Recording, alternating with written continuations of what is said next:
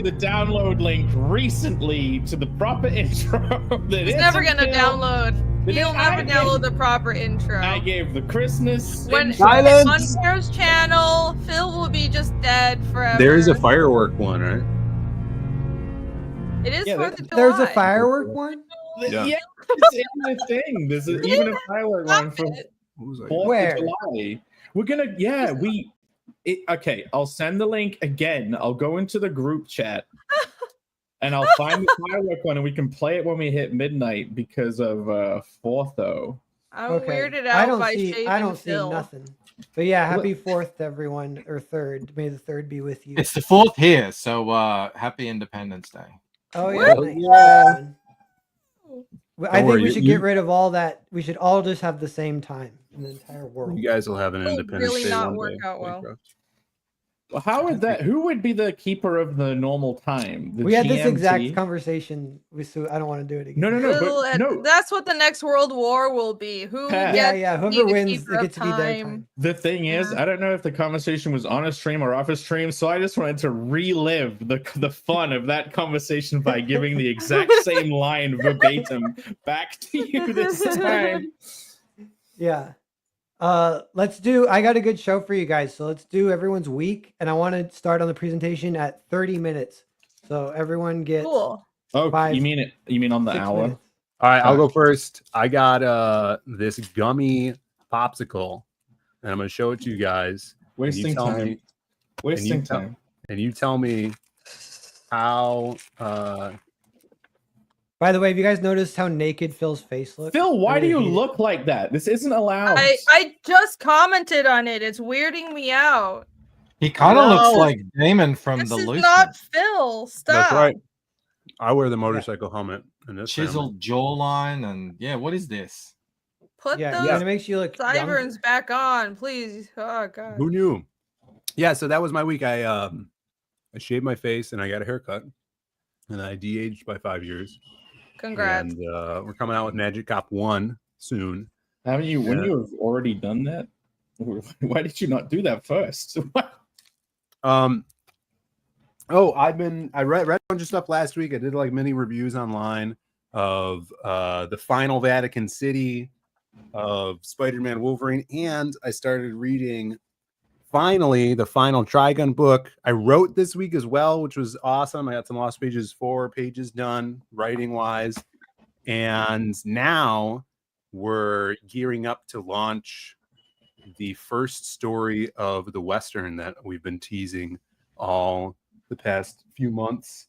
So if everything goes as planned, either in August or September, we're going to be selling issue 0 of that. I'm going to announce the title of the project soon. So I got a trailer in the works that actually isn't in the works yet, but there will be a teaser trailer for the title. So that's what we're working on right now. And yeah, it's been a good week. You did a good job building the Western up. Everyone has heard whispers of it, and they can't wait. People were asking about it at Heroes Con, which was really cool. Whispers on the wind. That's right. Yeah. So that was my week. Sunset. And then Independence Day tomorrow. It's also my mom's birthday tomorrow. Oh, is your cowboy project named Brokeback Mountain 2? It's Broback Mountain. We don't even know what it is. It could be a cowgirl project for all we know. That's 13% less gay than Brokeback Mountain. So well done. There is a woman. There will be female characters. I promise. There were also women in Brokeback Mountain. I saw an art drop, and it's got the 90s Michael Turner style, who draws hot babes. So coming back. It's gonna be good. Broback summer coming up. Bringing the bros back. The bros are coming back. Yeah, I heard this is going to be a cowboy summer. I think that's what who said that? Some white rapper said that. It's a summer of schwitzen for me. Explain that. Just so much sweat that then you have to eat a pickle because you sweat so much. And yeah, it works pretty good. I think it makes you healthy. I think it's an esoteric Jewish knowledge, secret to longevity. Well, Sweating a ton. well, here's the thing. Sweating is linked to being heated, and I did read something. I mean, I didn't read it. I skimmed it. It's something about like in the past, mankind would go through heat spikes on a regular basis, and then this activates this part of the DNA, which stops you aging and getting dementia.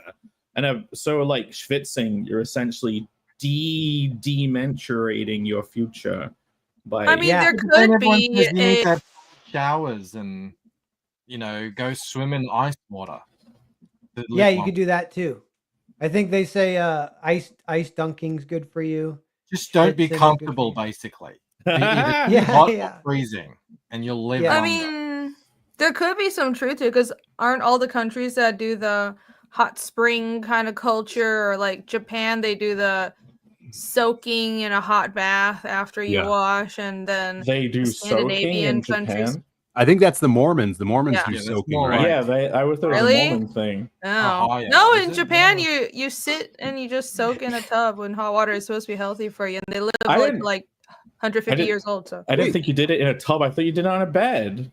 Yeah, and then you do. You're thinking of something else. What's it? You're what thinking do you of do cold with sweats when soaking? you have a It's like- fever. No, it's soaking. No, Bancroft. My innocent mind. You need a third person, right? There needs That's what to I'm be saying, to do the jumping. Oh my! There's a jumper. Yeah, because if you're thrusting yourself, that is sin.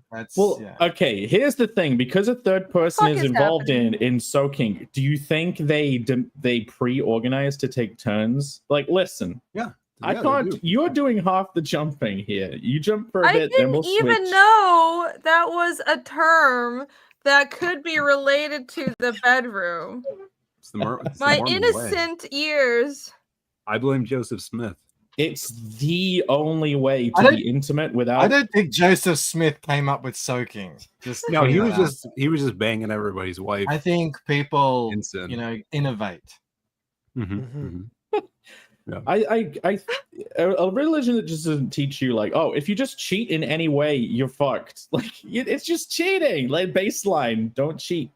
Yeah, it's like the Orthodox Jews with all their little knickknacks and mechanisms so that they don't break the rules on Sabbath. Oh yeah, you're not allowed to carry a brick outside, but if you wrap a string around it, then technically it's inside. That's what I heard. I don't know. I'm kind of impressed by that dedication. There was a thing that pushes the elevator button without you pushing the elevator button, which allowed them to go on the elevator on the Sabbath.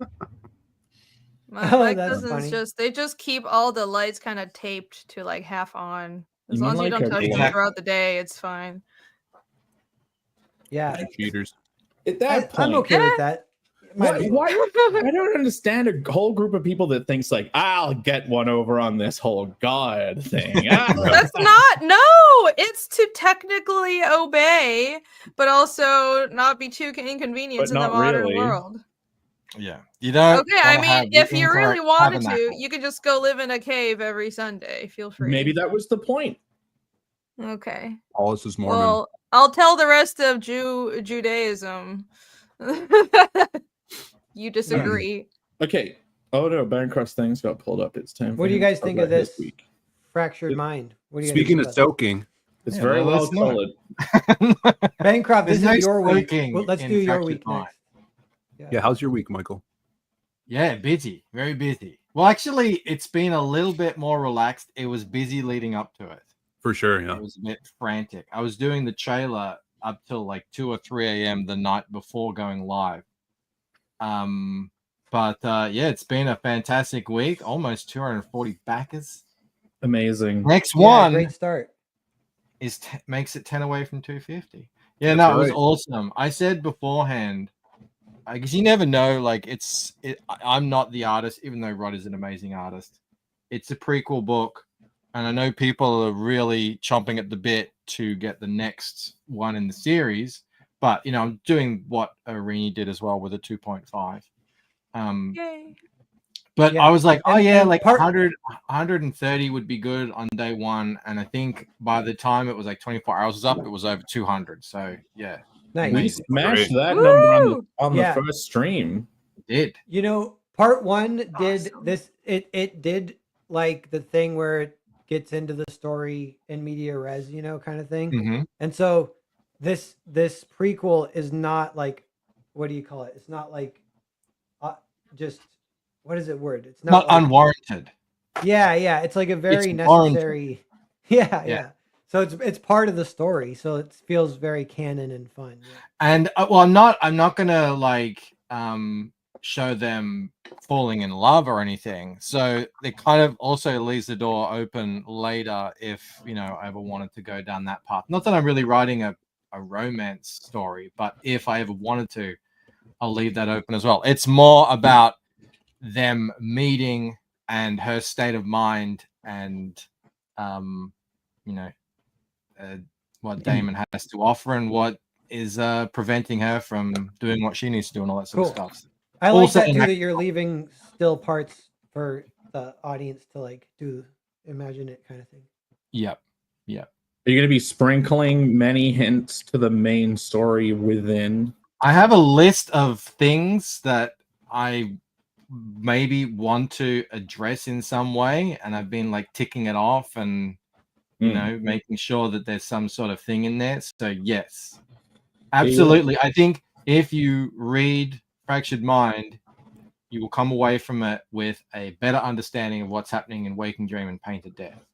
For sure. Yeah, cool. And Adam Lawson gave it a nice, high praise. Yeah, he's one of the highest backers in the whole scene. He's backed over 400 books, and he reads them all. Which is always a good sign. Yeah, he's a huge reader too. Like he's picking up books every week from the shop too. Yeah. And he said Lucent is the best thriller of all the books he's read, and he'd put it in the top 10 of all the books. Yeah, that was awesome. I made a supercut of that overlaid with images from the story, and then I made Rob watch it. And I just sat there for 2 minutes. Nice. Well, one thing I want to ask, I feel like the red and Bluecent probably just came from trial and error in the coloring process. It wasn't planned, but now is this going to be a key color scheme for the side story book? So you're going to maintain the red and teal? I hadn't thought about that. Possibly. I mean, I didn't even plan on the Bluecent becoming a thing. It just happened organically. I thought this was a new color scheme for the side stories too. Yeah, well, I'm not against it. I love it. I mean, as soon as I started, colorist, his mind is drunk on coloring. Yeah, I never used red as a highlight, and then I just started seeing it everywhere, and I was like, oh, I love that. I want to introduce that at some point. And I thought there's a moment in Fractured Mind where Damon starts really like digging into like what's going on in her mind, and that's when the red highlight starts coming in. So that's what it's sort of relating to.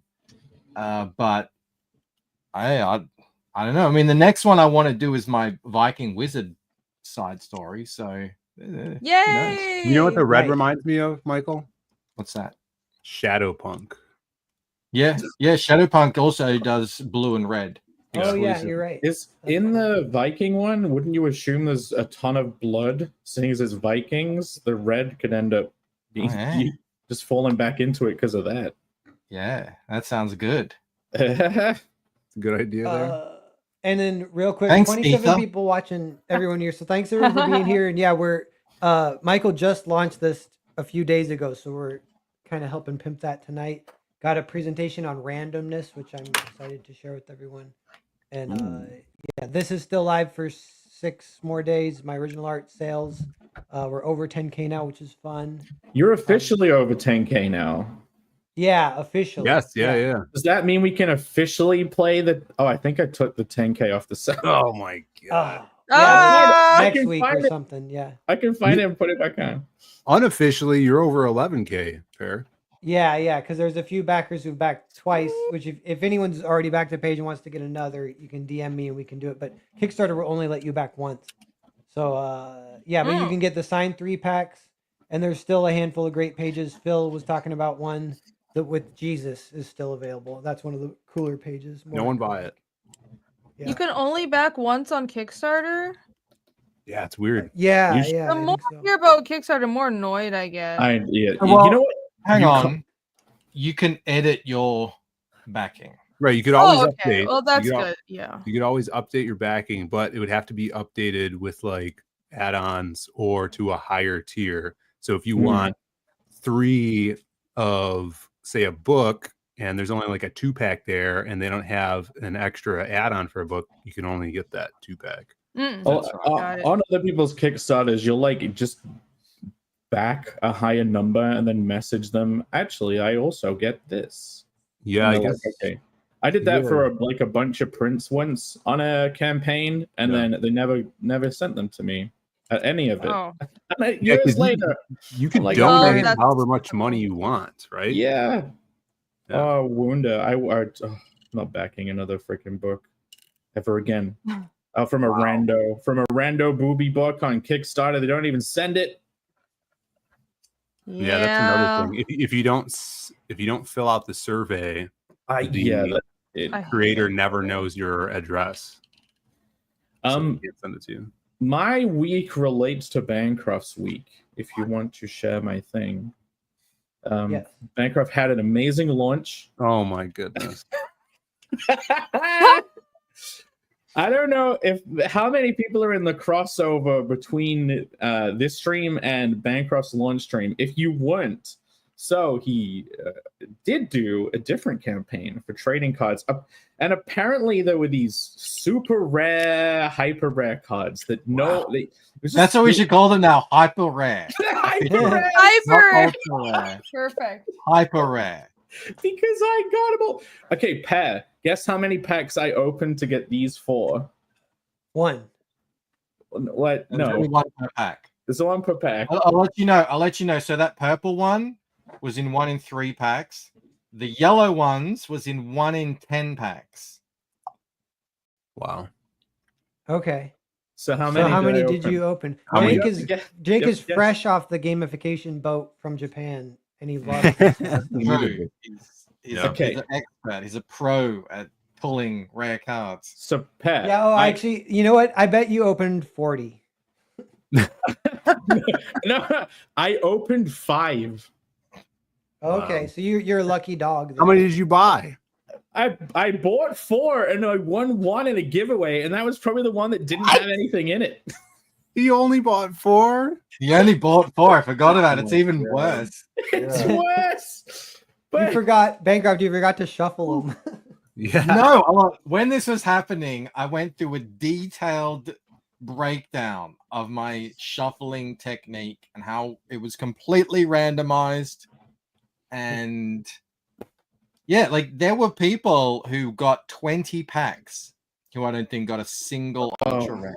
I know. So the people who did that and are watching, obviously I'm laughing and joking about it. It does suck. Commiserations. Like I've been there too. I've opened many a loot box. I've been addicted to loot box opening in games. I know how it sucks. But you know, I can now be called the Gilgamesh. And they are now called hyper rares. It was all on stream as well. It was there's no way of saying it was fake. It was all open on stream. Yeah, he opened the box that was individually had its own little drawing of Jake's hedgehog thing on it. It was like a magic trick. You know when they make you draw something on it so you know it's the legit. It was like that, except it wasn't a magic trick. It was real, and you can tell, like from my expression, we couldn't believe it.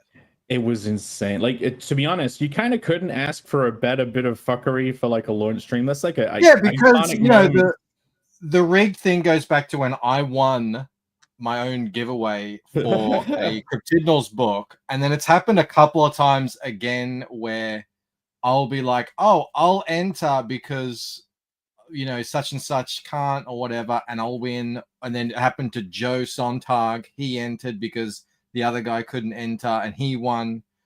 So yeah, there's a rigging going on is what I'm hearing. Well, yeah, apparently these are rare. I need to I have to like put them in a special display. The 3, the pyramid of Yeah. Wait, I can make a ziggurat out of my Gilgameshes. Oh my god. You know what would be kind of funny is if Bancroft beforehand had been like, and if you get 3 of them, then you can trade them in, and I'll give Right. you like bones. I'll have you get my house or your name Yeah, tattooed. Like, I give you That'll an elephant. never happen. Yeah, you win an elephant. But yeah, other than that, I actually started streaming again on a channel I have. I did a multi-hour Bender building stream. Check this Bender. He's fucking cool. He's very sturdy. But yeah, and in the back now. in the back, yeah, this is him with his cool. full accoutrements. In the background, His bling. in the background there lurks what was revealed on this Monday. You ready? You ready for this? Hold up. Dun, dun, dun! That is amazing. The sign up is live for the Kickstarter of Connell the Barbarian. You can find it at go to connellcomic.com and click on Kickstarter. But this is the cover. What do you guys think? Wow. Lovely. Oh, That's right. it's so good. The colors are great. I was Yeah, showing I all like the the little lady rainbow. bits to Rob. He got I guess he got a bit burnt out on it from being seen on a previous stream. But look at these. Look at the weight in these memories. Yeah, God. really good anatomy. But yeah, this is by Kiyonauki, I think is how you pronounce it. Yeah, this. All right. What's your secret for meeting random artists? Oh, so okay, I was just looking for artists that I kind of knew. We were both already following each other on Twitter before this. That's awesome. And I checked out the stuff and I'm like, this is amazing. And then I saw that they also did some Common America covers, and they did say commissions open. And I'm like, right, okay. Because I always want people to be okay with the stuff in Connell before they agree to do anything, draw anything. So I'm like, okay, here is the full story in a slideshow and blah blah blah. Check it out, see what you think. And I had my fingers crossed, please be into it, please be into it. And they were like, it's just at the line for what I would do. But yes, they ended up really loving the characters, loving the story. So yeah, this will be available as the main cover on, let me find the page, on the Kickstarter. If you go to the Connell website, which now even has this down the bottom, check this out. Seem familiar? Oh my god. It's Hey! Yeah. But yeah, if you click Kickstarter, it'll jump over to this page where there's 24 people notified so far. And it has the trailer, some info, little mock-up of the cover, and it even shows the trading card you get for signing up. This is the little hammy card that Irene has drawn. It's the second in the sign-up series, so it goes along with the hedgie. It's Irene returning to her old art style. My the one that my went true viral in form. Mexico. Yeah. Right, yeah, the diabetes cutesy art. It has nothing to do with carnal, but it's very cute, so you want it. This is Irene's non-union Mexican equivalent art over here. Yeah. If you ever got sick of doing comics, you could just retire to Japan and just draw 1,000 of these and sell them, Maybe, yeah. Make a whole cast of line stickers, and then one day it'll be an anime. You have a higher chance of getting an anime if you just make popular line stickers. Yeah. It's if all the high effort stuff doesn't work out, there are two paths to take. It's either draw boobs or draw cute things, right? Yeah. Yeah, screw all this complex, epic, long storytelling nonsense. Just draw cute little animals eating. Yeah. By the way, Jake, you're now cutting into Reni's week. No, it's okay. Wow. Damn, he's on top of it. To get that card, you have to sign up. You have to go to bluedeckaxe.com. The different URLs go to different pages now. If you want that card, you have to sign up. That's the thing. We were talking about Kickstarter and what it doesn't do. I can't even track who signed up. Like that's the thing that sucks. So Hell yeah. Oh yeah. Everyone sign up for this. Yeah, sorry, That's I didn't put this into the description. I forgot that oh, that's all right. it's not live. Yeah, but Tis no yeah, worry. that's awesome. Everyone sign up. Alex got the link in Post there. the links, mods, and skip Yeah, people. and just the last thing today, this morning, because we have a week to go till the launch, a week to go till July 10th. So I'm posting cool stuff every day. I'm trying to do a big countdown, and this morning I shared more covers. Anyone recognize the old Sketchy Starts cover?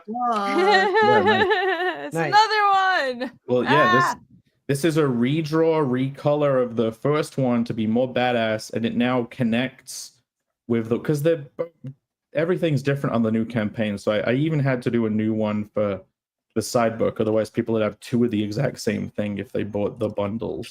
Oh yeah. So now you'll get no duplicate anything on either campaign. Like that's it, no duplicates. If you're So a big this backer. This cover is still the same interiors, but it's the Kickstarter version of Sketchy Starts. Yes, yeah, it's the same book. But like, yeah, when you for the handful of people that are gonna get both of the huge bundles, because I know they exist, you will get nothing duplicated, no duplicate books. Cool. So, yeah, people were speculating about the schematic over here, but yeah, who knows? We got 31 people watching, so sign up for Jake's thing, everyone. Pretty please, thank you very much. Yeah. Rini, how was your week?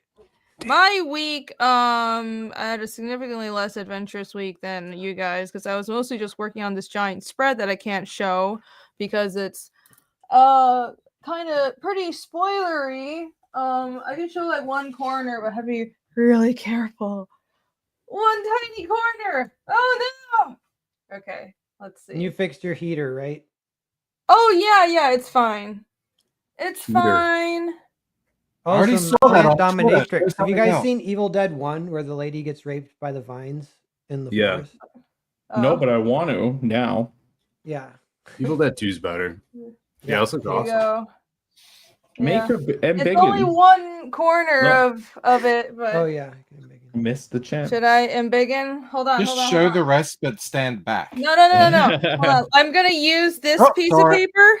That is me planning out the Fiendish 3 campaign. So look, wow. This is everything on the campaign. I will cover the most spoilery part. Wait.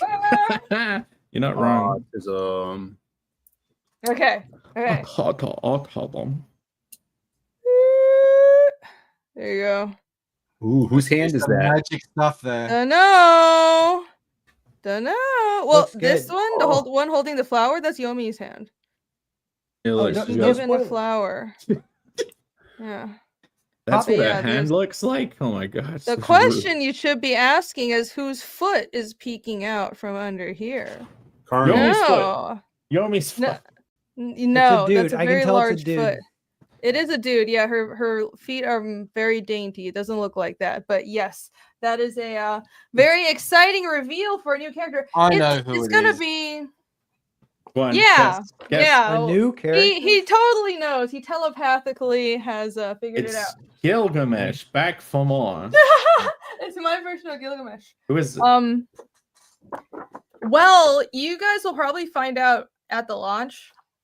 Because I think there's no point in keeping it that secret. I'm gonna have the character in the trailer, but yeah, secret for now. So I spent most of the week working on this spread, and then today was like this big adventure of trying to get the thing scanned because I have a 11x17 scanner here, but at home, but like. Because that was a spread, it's 2 sheets of paper taped together, and there's a seam, right? And if you scan, I can fold it in half and scan one side and then the other side and then stitch it together, but it's just basically impossible to stitch it perfectly. So I want to find a print shop that has a big roller scanner to feed it in and scan the whole thing at once. But the regular print shop I went to closed early today because I forgot it's July 3rd and some places closed early. So I was running all around town, but I found a place. They almost snapped my artwork in half, but it got scanned. Everything is fine now. So disaster averted. because I need to get this colored for the launch. That's about it. I just been doing campaign planning stuff. Sign up for Fiendish 3, everybody. Thank you. We're launching this month. Cool. Yeah. So that's coming up too. Later this month, Yeah. that's launching. Snuggy calls it the Summer of Snugs. Yeah, I'm excited about that. It's kind of the indie comic golden age, is what I've been calling it too. That's why I'm trying to launch. That's why I'm trying to get this our book out this summer, so I can be part of the Summer of Snugs. And I was even talking with Christ Scout earlier, and it's like, even if whatever the economics are, in some ways it's down from the height or whatever whatever. But I feel kind of optimistic. I feel really good about the books. The books are really good. Hey, you know, Heroes. If Heroes is a sign of anything, people had money and they wanted to spend it. Yeah, on indie books too. Yeah, like there is something about the coming alive again about spring and summer. I'd be like, well, duh, but yeah, it's big cock summer, big hot cock. How's the moon? Can we get a moon update, Jake? I am launching on the full moon. It's all planned. And then I think Fiendish may also be launching on a moon related date. But yeah, full moon. I'm trying. That's why I'm trying to... Only you would know that. Yeah. Right now, I do have a date, the 24th. So there you go. I've been avoiding saying a date, but listen, things have been set into motion. I need to just stop being a baby. Yes, the 24th is do it. The 24th is the new moon, so then it should have an echo of success on the phone. I did the same thing, Rainy. I was just like, no, this is the date. Yeah, it's happening this date. I need to just set a date and stop putting it off. Yeah. Just do it. Indeed. Stop being a coward. 36 people watching. Everyone, thanks for being here. Everyone. Are you guys ready to start this presentation? Yeah. So one thing I want to do, I just want you guys to tell me what you think, and maybe that will be the whole presentation. Just you guys doing it. So, all right. I will say what for me. The one slide.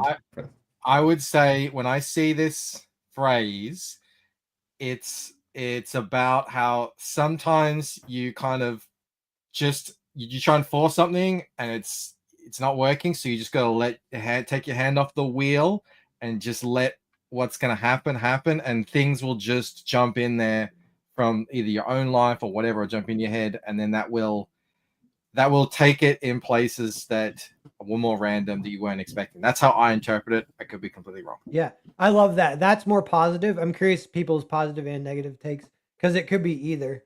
I've done that. What you're saying, I know exactly what you're talking about. That's a good one. I think that true randomness in storytelling could not work, but even the perception of random things in a story has to be calculated to work out correctly. You know, like it's like nonsensical storytelling. Well, like Alice in Wonderland is still calculated and has meter to it and pacing, but it's just something that's so silly and nonsensical that even Xavier Renegade Angel is supremely planned out, but that would seem like just a random fuck fest of things happening, but it isn't random. So it's you could do perceived random versus true random. True random sounds like anti-structure, anti-anticipation, and horrible. It sounds horrible. Yes, it does. Well, even I'm curious. So you guys are a little bit more on the negative side, and then, but one example of what Bancroft was talking about too, is I mentioned this in previous streams maybe, but it's when they were writing There's Something About Mary. They had done multiple drafts where they knew that Ben Stiller had to end up with Cameron Diaz at the end, and it wasn't working because they were forcing it and it was terrible, that it was pissing them off. And then they were like, all right, let's just write a draft where anything can happen and they can just break up. They could hate each other. If that's the way it ends, that's the way it ends. And that freedom ended up saving the script, and they were able to that reminded me of some character writing tips that led me to walk more towards this path of letting, instead of directing the characters and controlling their paths, kind of having a general idea of how you want them to end up, but letting the characters act out a scene and act out how they will react from within themselves, and which creates a lot of that. I think that is a good way of creating a structured randomness in storytelling, because I think completely random storytelling is kind of how you write when you're 6 years old, right? It's like, and then this happened, and then that's not a story. There needs to be a reason and and bones behind everything. But if you've established a world and you've established a character and you just let the characters act out in an organic way, then it feels natural, and that randomness contributes to verisimilitude. I mean, stream of consciousness, you're still following a thread. And even something about Mary, or even Dumb and Dumber, Shaggy Dog stories, they do still have like, this is what who the characters are. Let's walk forward on an adventure and see what we come up with. I don't know if I'd class that as random, but I suppose it's more random than top-down planned. Well, I guess it depends on your definition of random. Are we talking about like a, nuclear chain reaction is random, or are we just talking about not like the whole, they say, are you a gardener or are you a planner when you're a writer? That's right. That would be like conceptualizing on the page. In Silence of the Lambs, Hannibal says, go back to like the fundamentals and get like down into the very core, like what is this person do? What are they about? What is their... And I found if you get that with your character, if every character, like exactly what their basic fundamental drive is, you can throw them into almost any situation with a whole bunch of different characters. And I know it is your brain like doing it, but it feels like you are just letting them go, and then they're interacting, and you can only do that if you know what they want. Ultimately. Yeah, I'd almost say that if you can't do that, then you have not developed your characters enough. Mm-hmm. I've often found them not doing it, and it's because of that. I hadn't really figured it out right. Yeah. And so the spectrum would be like logic, like planned, whatever, plotted, heavily plotted thing. The other side, random, maybe slightly more unstructured. And we can get into some of this, but so you could call it leashed and unleashed storytelling.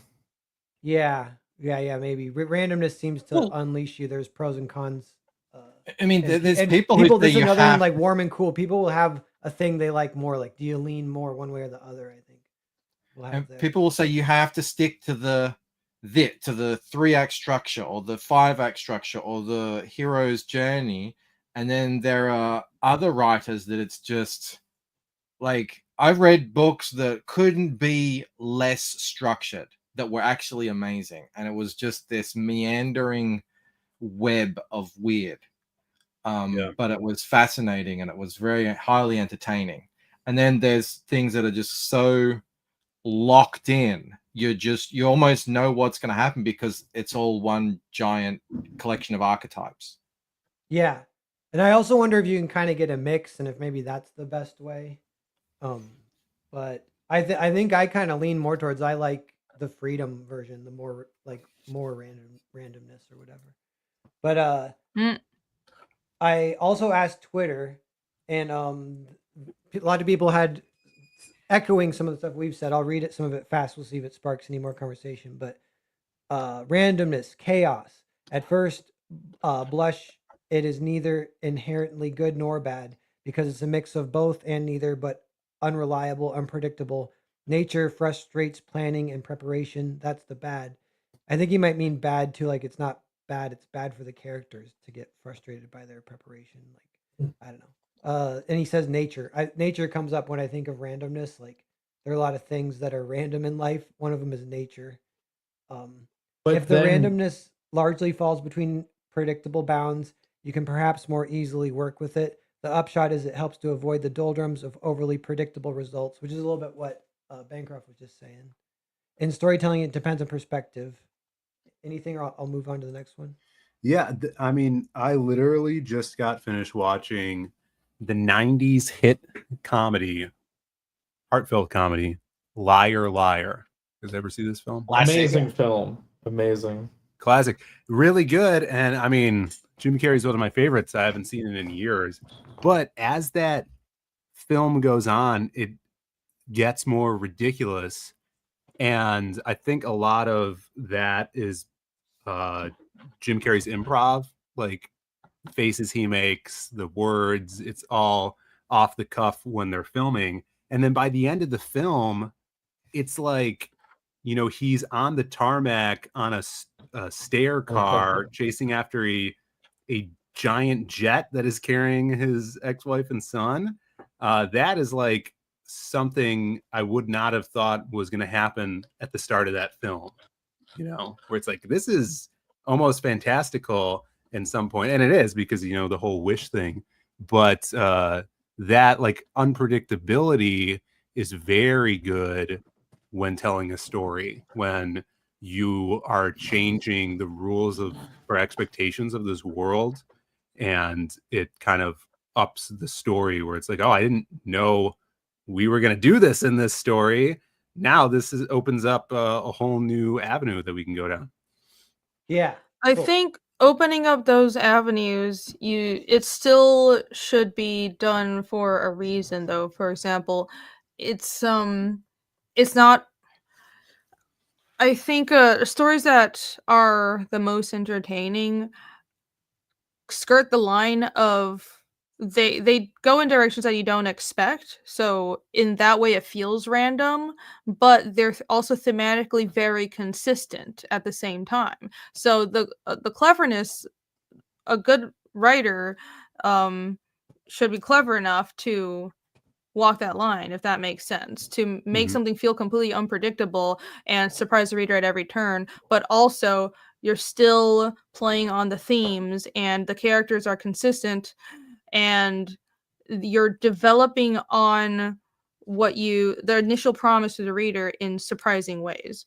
Because as soon as I heard the word randomness, I thought of, you know, how a lot of modern movies are, how they're incapable of being serious, and you'll be in the middle of a fight scene and somebody will crack a joke, and that's the exact wrong kind of randomness. So it's not so much that surprise is always good. Well, it's not. It should be done for a thematically sound reason. Yeah, for sure. Yeah, everybody cracks jokes now. Yeah, I agree with all that, and I forget there's some slides that come up. Oh yeah, because theme and is like a little bit at odds with randomness, and getting best of both worlds is a challenge. And yeah, and I don't even know. Like, it's hard to think of examples that do it really good. We can think about a few.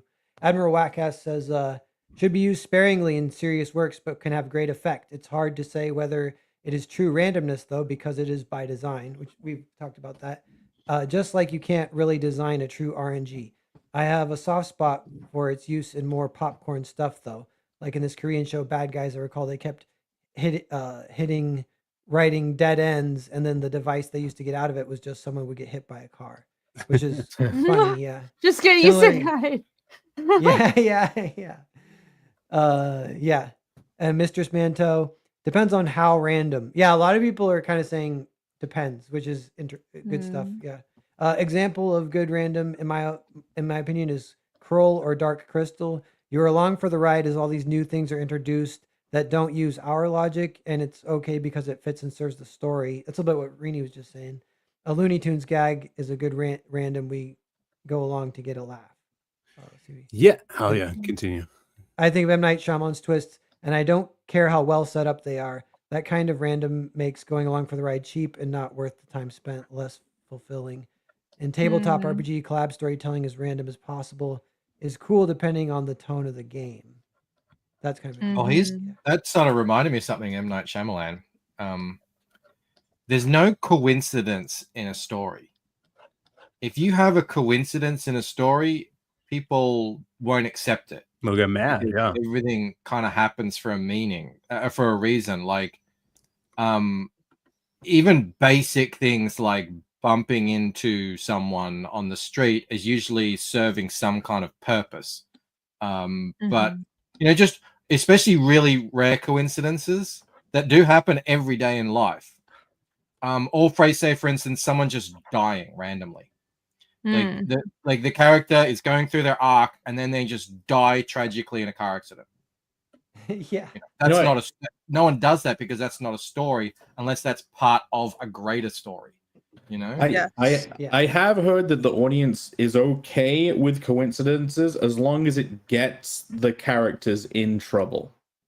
Like if it's a Deus Ex Machina and they get out of trouble or the solution is random, then it's unappealing. But you can do it to expound on their character and like say, like, oh, I haven't seen you in years. Are you still with such and such? And have a natural way of introducing information about the character. That's fine. But like, if you think of pretty much anything, they never rely on just random chance benefiting the purpose of what the main character is trying never to do. A benefit, but say like, okay, we got to infiltrate this place. We just have to hope that they haven't upgraded the fence. Cut to all of the fences are now like thicker and have electric. Like that's essentially a coincidence, but it creates an obstacle and that ends up being actually appealing for a story. But yeah, Snugs, the ring wanted to be found. That's why it slipped off. Slipped away from friggin' Gollum. Yeah. Because it knew Bilbo was down there. Yeah, that's cool. Lord of the Rings is good stuff. When the ring just hover all the way to the end of the game. Yeah. No, shut your mouth. Shut your mouth. That's not how it works. Some rude Goldberg machine by the power of will of the ring. That's kind of funny though.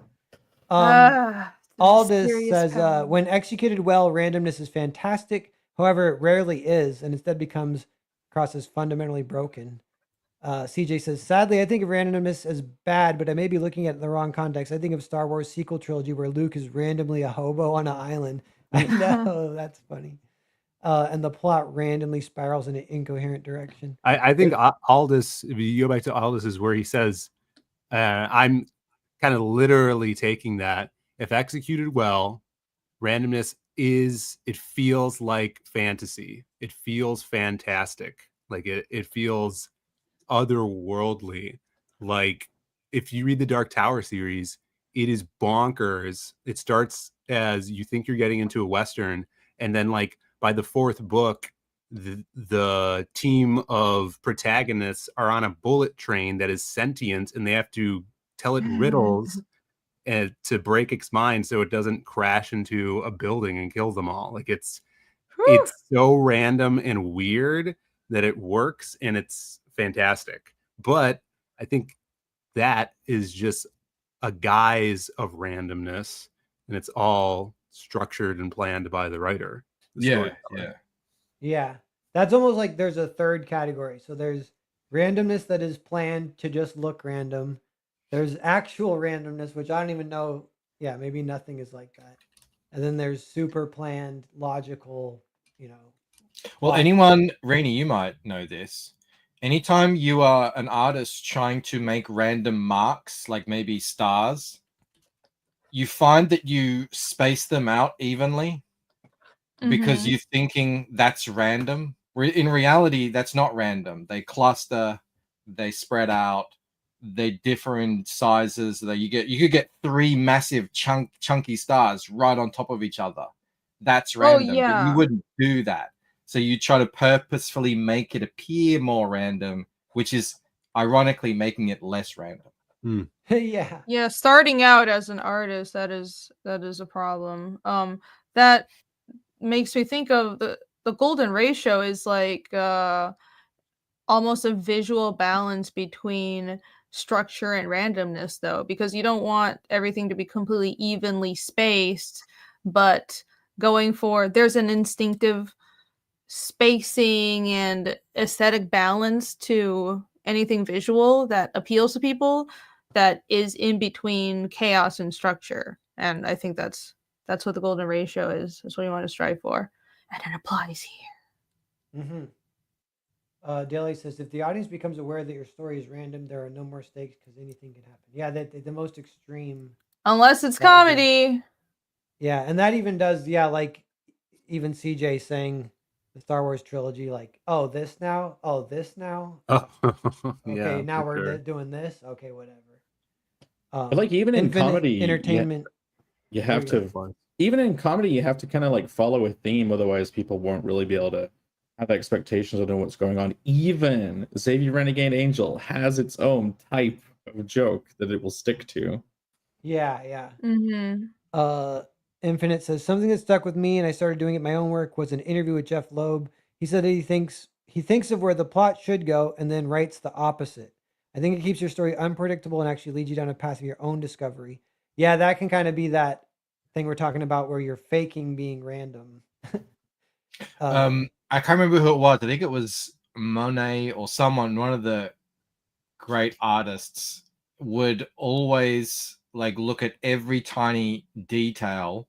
Say if he's painting a tree, he would like look at individual leaves every time he painted one, because he always found that even after like the third leaf, he would just find himself redrawing the same leaf over and over and over again. Mm-hmm. So he would always go back to be able, like you have to take constant steps at every point to get that unpredictability, because your brain just wants to do what it thinks is right. And that sort of sounds a little bit like that. That's why I struggle drawing grass or fur. You have to make different shapes of the grass, otherwise, it's just a line and then two little tufts every now and then. You know what I mean? Yeah. Actually, there's like 40 different kinds of grass, or I don't know the number, but like in my backyard, I noticed there's a little patch where the grass is super soft. And I was like, it's super lush and soft. I'm like, I'm not even gonna mow this section. And then it grew up and it bloomed into like hay. Like I'm like, oh, that was hay. Wow. Yeah, so I don't know. Magic. Pear's now a farmer. He's farmer. Yeah, my neighbors are annoyed that I have a little patch of. I call it my my safari tundra or whatever. You would be the kind of person. The deer love it too. The deer sleep in it. You can see their bodies. Oh, that's wonderful. Big. Never get rid of it. I thought this was a small patch. If multiple deer can, you just letting the whole garden grow into it's like Wonderland in his yard with deer. I'll take a video of it. About. The only thing is if I went in there, I think I'd get ticks because deer sleep in there. Yeah. How tall is the grass? Now it's up to like 2 feet. It's getting tall. Wow. This whole time, there was the randomness in this. Yeah. Is it okay that I'm random, guys? That's fair. Quiet Red. I've only ever been entertained when used for levity. Piper, in storytelling, maybe in the background if it's visual. Otherwise, it's a distraction. The reader assumes any information you're giving is for a reason. We've kind of talked a little bit about I found that a lot with my thing because I love just dropping all sorts of symbols and little clues and stuff. So now literally almost every single thing people have asked me, oh, does that mean that, because you drew this thing here, that means that this, and I'm just like, yeah, sure. Yeah. That's awesome. Tanner says, LOL, so random humor is dated, but random events happening work for a more grounded story. In Good Time, the plot is pretty much random issues showing up again and again, driving the protagonist away from his main goal. That actually is a good answer, and I love Good Time, and it's one I would think of if I think of this type of story. But it's almost like a subgenre that is like, this is a story about randomness. Where like, we're saying like, it's hard, you want the theme to be reinforced by the randomness. So like in Good Time, the theme is the randomness, kind of. So it works in that case. And you can't always have it. That's different from the show, the 70s show Good Times, right? That's what I'm thinking. No, yeah, Good Time is a Safdie brothers movie, and it stars what's his face, the guy who was a vampire, and I'm talking about, a glistening vampire guy. Mads Mikkelsen. No. Huh? Robert Pattinson. Yeah, Robert Pattinson. Oh, and he's awesome in it. He's so good in it. I get them. I really like Robert Pattinson. I watched a video on him. I think he's a good actor. Me too. Yeah, He's he awesome. can act. Yeah. Didn't Would he you fuck guys? Batwoman on set on like the hood of a car? Did What that do you Huh? happen? If it did, I blanked it out. I did actually like him as Batman, but I didn't really like the movie. Not in the film. Oh, what? Oh, Who they got knows? caught What are you spreading banging rumors? on Yeah, set. yeah, they got caught banging apparently. Well, That when probably when happens you on start every being film set. your old movie star, you know. Starting to like this Yeah. guy. Would Kayla you says, guys? or go ahead. Oh, go ahead. I was wondering. So would you guys differentiate between random events happening versus unexpected events? Those Yes. are different, right? Okay. Because I'm trying to dig a little deeper, and I Because- don't even know if I like random events happening. I think unexpected events happening are very good. Appealing unexpectedness is kind of half expected, but not you go, oh, should have seen it coming. Or, Yeah, there's oh, a of course. percentage that it would happen, Right. Yeah. even if But- it's low. It's Yeah, like yeah. a lot of these Maybe I got some examples for you, but it does get into like its own subgenre where randomness is like these are movies about randomness or whatever. But I mean, maybe the most random thing is like Freddy got fingered, but he's still going on a journey with a goal. yeah. Um, Yes. But okay, real quick, I'm gonna read the rest of these. Kayla, depends on the writer and how it's executed. Many people saying this. I agree. I literally think of this moment as perfect use. Also, how so random can easily take me out of the story and is being overused. Oh yes, we didn't. Randomness keeps the story spicy when done right. Yeah. Is that a bot? I don't know. Is that a real person? That Don't doesn't. click on it. Bots are Nope. writing well. The But amount that's of a It's good funny, the answer. bots Actually, are the bot had a being- good answer. Yeah, the bots have been responding to me lately with really nice replies and then blocking me. It's weird. Really? I I've go been to hold reply, on. and like I can't Rejection. reply. Like, oh, it's a bot, and they were really nice, and now I'm blocked. They don't want the I've I've been One. getting the best bots because I've been. I made some tweets asking for commissions, and I had bots being like, "Cool art. Anybody want to hire me instead for a commission for like an AI commission?" I go to their profile. It's like AI art. So in my commission post, they're like, "Hey, hire me." That's crazy. Yeah. The Ugh. bots. You know, Block them all. a lot of those tweets leaned into the concept of chaos, which I would say is separate to randomness. Even the liar liar, like that ramps up in pressure and tension and becomes chaotic, but it is still kind of like within his realm of desperation, right? He's just gets more desperate and ludicrous. It kind of is still in a similar vein, though. Mm-hmm. Yeah. Well, so that's my presentation. Nah. Yeah. That's No, it. Yeah. Just Oh, kidding. very good. I got a few. Hey. Ah, psych. What in So life random, is random? So random. So whatever. We'll go through these. I don't know. We'll see when they spark. There's a few when we get into examples for sure. There'll be some stuff, but gambling is random. Risk. Is it Michael? Is gambling random? Short term, yes. Long term, no.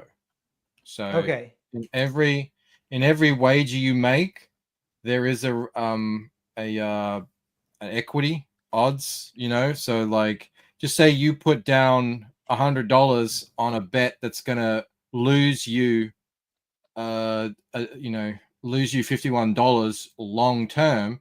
You could win feasibly thousands, tens of thousands, even hundreds of thousands of dollars in the short term doing that.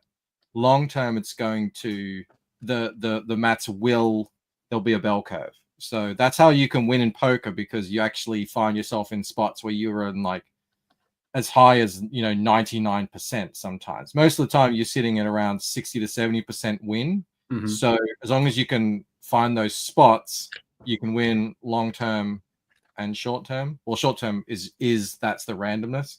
That's why gambling is so much fun, because on any given day anything can happen. Yeah. So yeah, like actually understanding that is really difficult thing for a lot of people to do, which is why most people can't become professional gamblers, because it does, especially at high levels, it becomes really difficult to divorce yourself from, who cares if you lost, tens of thousands of dollars a day.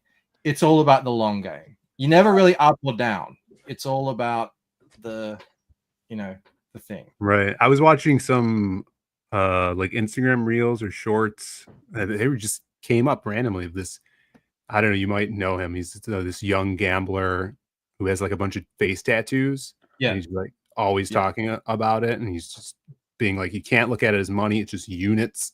He's using, and then he was also talking about Baccarat and how Baccarat is one of the best games to gamble. It used to be a bit like poker, but then they changed it to be more like blackjack. So. Oh, really? I didn't know that. That's it does look more like blackjack what he was showing. The Baccarat that they played in James Bond back in the day was an actual skill game. But now it's just pretty much 50-50. So a lot of big time gamblers like it because they think, like a lot of gamblers do, that what they do and how they track it will affect the outcome. Oh, yeah. Yeah. What that makes me think is applied to stories is you could have like a character, if you had random kind of stuff happening that's maybe either good for him or negative, the long game, you would want to balance it out in your own story. Like if they have a run of bad luck, they kind of would need a run of good luck at some point, and that could be that's that back and forth, right? Yeah.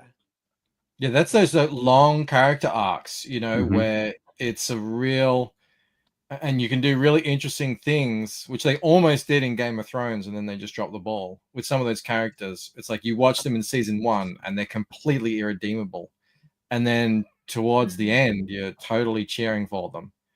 Like that's what I'm talking about in the long game. Whereas on any given day, I mean, they could be doing who knows what, and you're just like, this is a completely awful person. Yeah. Yes. And investment kind of similar. Like you could explain it in a way that it's maybe not random, but like we could have a stock market crash tomorrow, and people would be like, sure. They probably would put it in the act of God as like another thing on the list. It's like be jumping out of windows. We can't explain these things. They just life happens. That's kind of something you'd hear with random too. That it's like randomness is definitely associated with real life, reality, life, truth. I think a little bit. All these things is also relatability. So these are all like a little more positive things. But the weather is very random too. And a story that uses the weather well is Lonesome Dove. I was into Lonesome Dove last year. Did you watch that one, Phil? Some of it. Yeah, I started watching it, and then it was just on last week. And my girlfriend put it on, and then I saw, what's that guy's name? Danny Glover get a spear through the chest. Spoilers. Oh yeah. Spoilers. You ruined it. Yeah. It was pretty tragic. Yeah, that part. And then freaking with that one guy, Gus gets shot in the leg with an arrow, and they got to push it through the thigh instead of pulling it out. It won't come out. Jesus. Yeah, it's rough. What is the opposite of random? Predictable, assured outcome, logical. Anyone want to add or disagree or anything? Structured. This helps us understand a little bit more. What? Yeah. Planned. Structured and planned. Yeah. Planned, structured. Totally. Helps us understand what randomness is by thinking of what's opposite. What is random in a positive context? Multiple possible outcomes, and we have no idea which one it's going to be. Jake, this came up earlier because you're like, you were saying the best is when you have some idea, but you still don't know. And so you have to keep watching. You know what I mean? Yeah. If you do set up that, it could be multiple outcomes, you should keep like baiting that it's going to be one and then switching to another one. I don't think people would get pissed off about it because they kind of half expect at least one of them to be the true outcome. Like you can keep switching the tracks back and forth. Yeah. But yeah, for example, here's one example. This kind of is a later slide, but there are stories that where it actually is literally could kind of be anything. And one of them is like fairy tales. Like there's a lot of various examples, but there's like a fairy tale where it's in a kingdom where the older brother inherits everything. So the second oldest brother, he has to go seek his fortune. So he kind of hugs his mom and shakes his brother's hand, and he gets his horse, and he starts, says goodbye, and he walks out into the horizon to seek his fortune. And does he meet a peculiar character? Does he what? Does he then meet a peculiar character? Well, yeah, you don't know what's going to happen. But he will probably meet a peculiar character. Like, this is what I'm saying about the semi-predictability of that kind of story, right? Yeah. I guess that's kind of meta because you're bringing in your own knowledge, and within that story, there's no setup. Like, I'm sure on your journey, here's a map, and there's a weird guy who lives here. You might meet him. There's another guy, blah blah blah. They're just like, no, just walk out. There's some things that I've realized, especially if you're dealing with a well-established genre, people expect it, and they're kind of weirded out if you don't have a story element in your story. And it's either you have to consider, well, what comes first is always, does it serve my story more, right? And that has to trump what the readers will expect of your story just because of genre definitions. But then it's kind of a challenge to convince the readers, yes, this is still a good entry in this genre, even though it's skirting certain expected tropes. What you've written here reminds me of From, the TV show, which is about to have its 4th season, I think, and no one has any idea what it is, and everyone has their own theory. Are people still loving it though?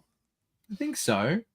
I mean, I don't know. I like it. I'm looking forward to it, but it could be this. When it they could reveal, be that. I wonder if people are going to be pissed off that. Yeah, well, that's the thing. It's like you get to a point where it is so, is it a purgatory? Are they in hell? Is it a science experiment? Is it a simulation? Is it science fiction? Is it paranormal? All these sorts of things. And yeah, inevitably people have this thing built up in their mind, and probably nothing is going to quite match up to it, to what it actually ends up being. And I'm trying to remember, I've seen some stories recently where it was kind of like that kind of story where it's some weird shit happening, and then they kind of explain it later, and I just really liked the explanation, and that was nice because we're all like, we have trauma because when that happens, you're like, oh god, when they finally explain it, it's going to be so stupid, right? And there was a story where it was actually awesome, and I think premises like that, they work better in films rather than like a series that's going to be stretched out for 9 seasons, because in films you could do stories that have very little context to the events until the ending, and so many films do that. So you could either have that just be like a really good mystery, or you could have it be an outlandish random comedy. Like, if you guys seen the film Dude, Where's My Car? That film is just all random events because they have amnesia during most of it, and then at the end you get the context of what the hell is going on, and that's also, it involves aliens and a Rubik's Cube and a bunch of weird shit, but that feels like it's random but gets wrapped up at the end. You get the context to everything that happened. Yeah. This is reminding me of how in Miyazaki's films, especially the very, very symbolic and steeped in mythology ones like Spirited Away, it comes across as very random to the viewers, and especially Western viewers. But most people find them very charming anyways, and they're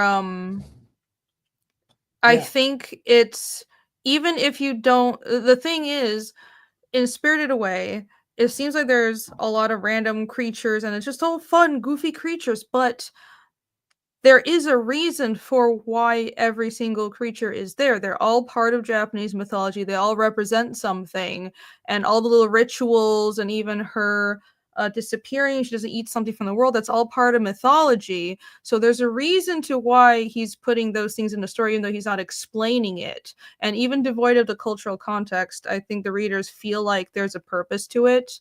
And in the end, it's not random. He's just not holding your hand, so it still works. Yeah. And He just I think presents the he does that world and says, "This is what it is." Yeah. I was thinking of that one as a good example of like randomness, but we could say the more open, free style storytelling. But it even has like, I kind of haven't seen it in a while, but I think I remember. I just got distracted by Michael Dishe. $20 for Michael Dishe. Woo! Jake, do you have the $20 thing? Random hot take: Netflix films Vatican City, casting Sydney Sweeney as a romantic lead. At the film premiere, Sydney is seen escorted by a mysterious young man called the artist formerly known as Narwhal. Sidwall. Yeah, we can all manifest that. That would be fun. Sidwall. Sidwall. What are you doing after the premiere? Yeah. Motorboating? Yeah.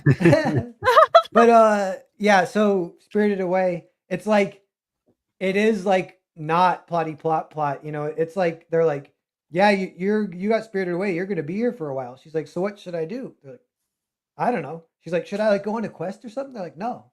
She's like, what should I do? They're like, I don't know. She ends up having to get a job. She like, so when you hear him talk about it, he says the movie has a purpose, and not just she gets spirited away and does a bunch of random shit and then gets her parents back and leaves. No, there's the whole point is it's a critique of how he thinks young people are too lazy and can't work, can't take responsibility. So he's like, this is a child forced into a situation in a traditional world where she has to confront responsibility and like work to get her parents back. So there is a through line through it. It's just never explained. And when he says it, it all makes sense.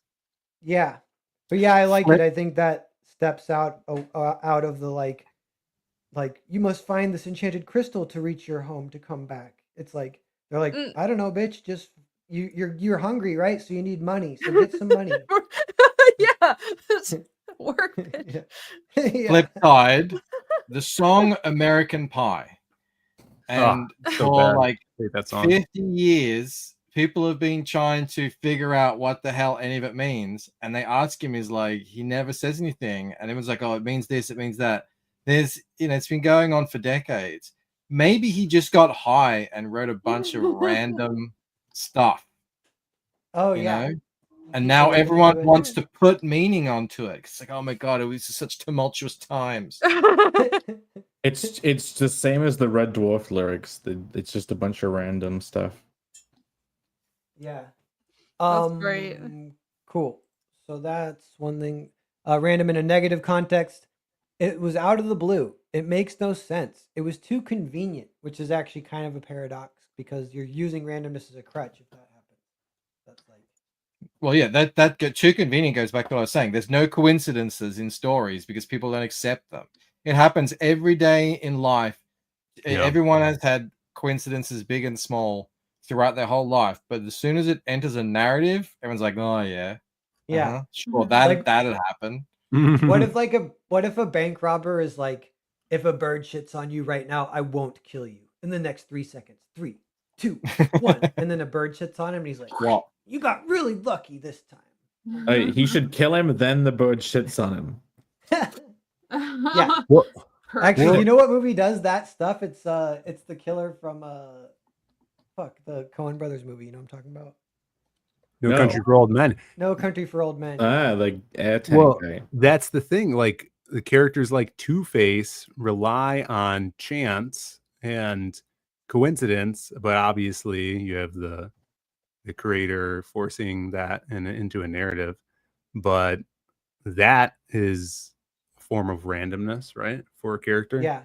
And actually, the long game thing we were talking about earlier, in No Country for Old Men, the killer, he does let at least one guy go because the coin flips in his favor. Right. And he doesn't say like, today's your lucky day. He walks off. I don't know. They should do the whole film where it's just they always get away with the coin flip. The whole film. And the Yeah, guy's just like getting you pulling increasingly Gilgamesh frustrated, like, cards. Yes, I never yes. get to kill anyone. Damn it. Stupid coin. Yeah, he That- wants to switch coins with someone, then he switches, but then his coin doesn't work. That's like Yeah, a it's like- Daffy Duck- 2020. Yeah. Let's Batman talk switches about- his Let's Two-Face talk about coin. the make no sense thing, because for many years before Painted Death, Waking Dream is a bit less plot driven and just kind of like random stuff happening. So everyone was like, I have no idea what the listen is, but it looks cool. And there's a TV show that sort of gets forgotten that I love called Legion, based on the Marvel character, son of Professor X. Oh yeah. And that show is the most makes no sense show out of any show ever made. It is just wall to wall randomness and weirdness.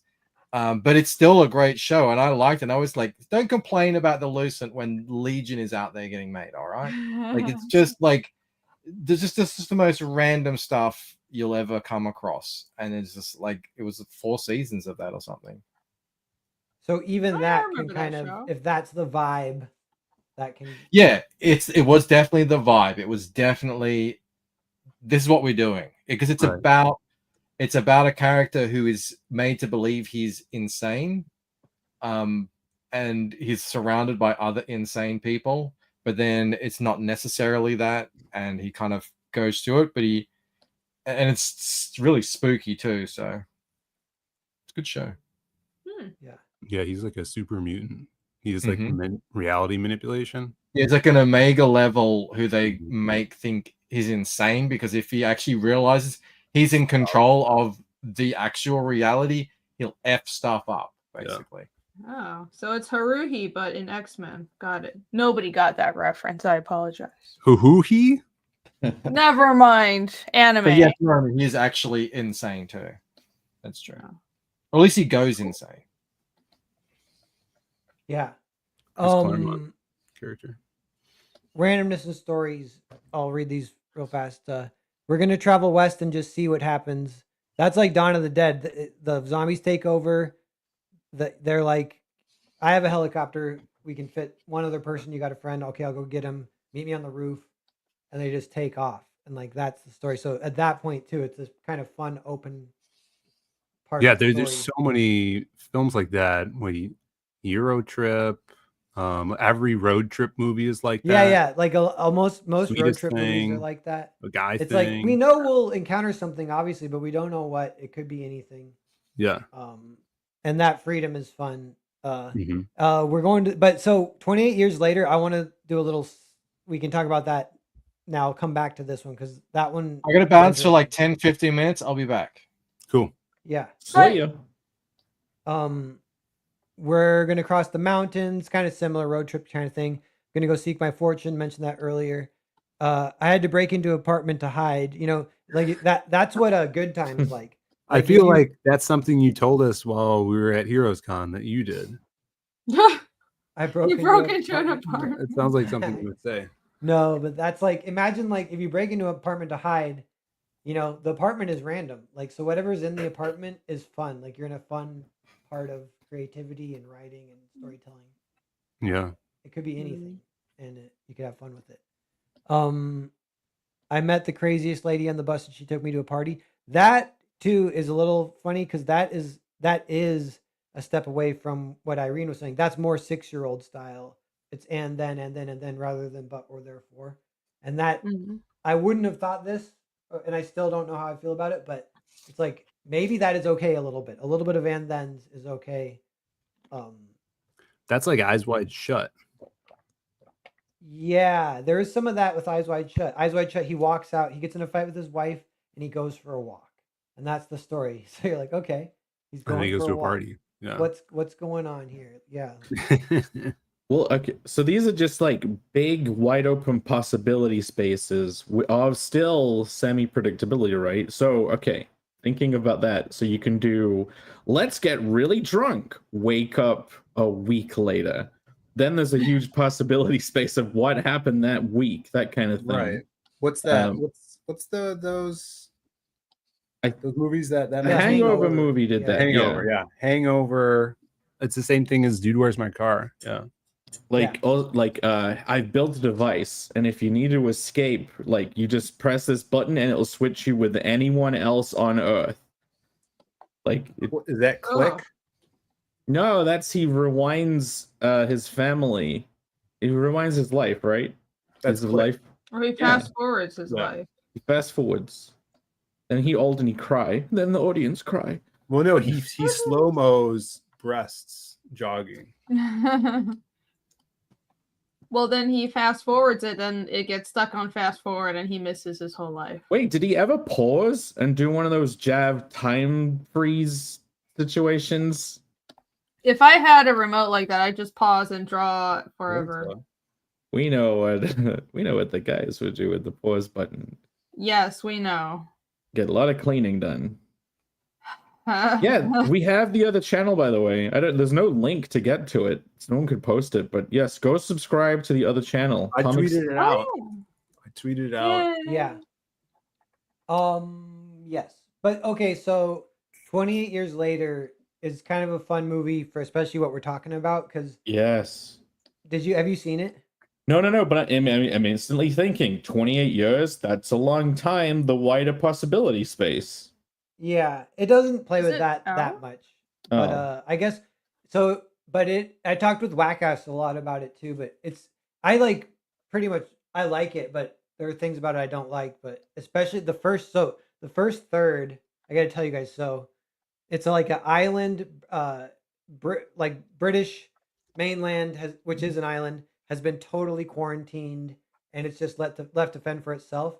And then there's an island that it's also quarantined off of the mainland that a small like culty town lives at.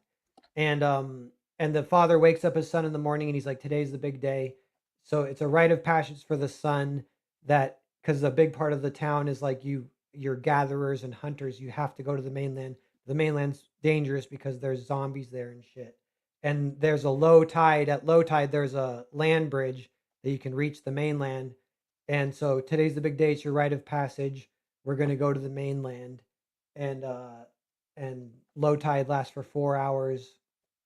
So we're going to come back in 4 hours. And the kid's 12. They're like, usually we want to be 14. And the dad's like, no, he's ready. And so they do that. Now this is the first 40 minutes of the movie is the 4 hours like of them on the mainland or whatever. Yeah. So this is like very open storytelling, obviously, like the way Jake would say, like, I'm sure they're going to run into some zombies at some point, but you don't know what like the story's going to be. You have no idea. And it's really fun. It's like some of the best stuff. I just loved it. And I wish the whole movie was like that, but I also wonder like if that's a paradox. Like if the whole movie was like that, maybe it wouldn't hold up through the whole movie. I'm not sure. Well, is it not just you're building suspense because you do have expectations and you're just waiting for them to enter no man's land to see how this presented order goes into chaos? Cross-reference with your expectations from the genre, like even the fairy tale thing. I go off an adventure, I meet whimsical character. Like it's valid that the audience has genre expectations, and it's like the most predictable thing would be to follow those genre predictions by the book rather than putting a twist on it, right? But like it doesn't. There's kind of a lot of possibilities when you keep it when it's that open. It's even within the genre. There's like 100 possibilities, and then each of those possibilities has variations. Like if they meet a zombie, like that scene could actually be done like 1,000 different ways. Definitely, they present the first time a kid meets a zombie. The way they do it is really good in the movie. But you know what? I think this is kind of honing in on a usable like idea.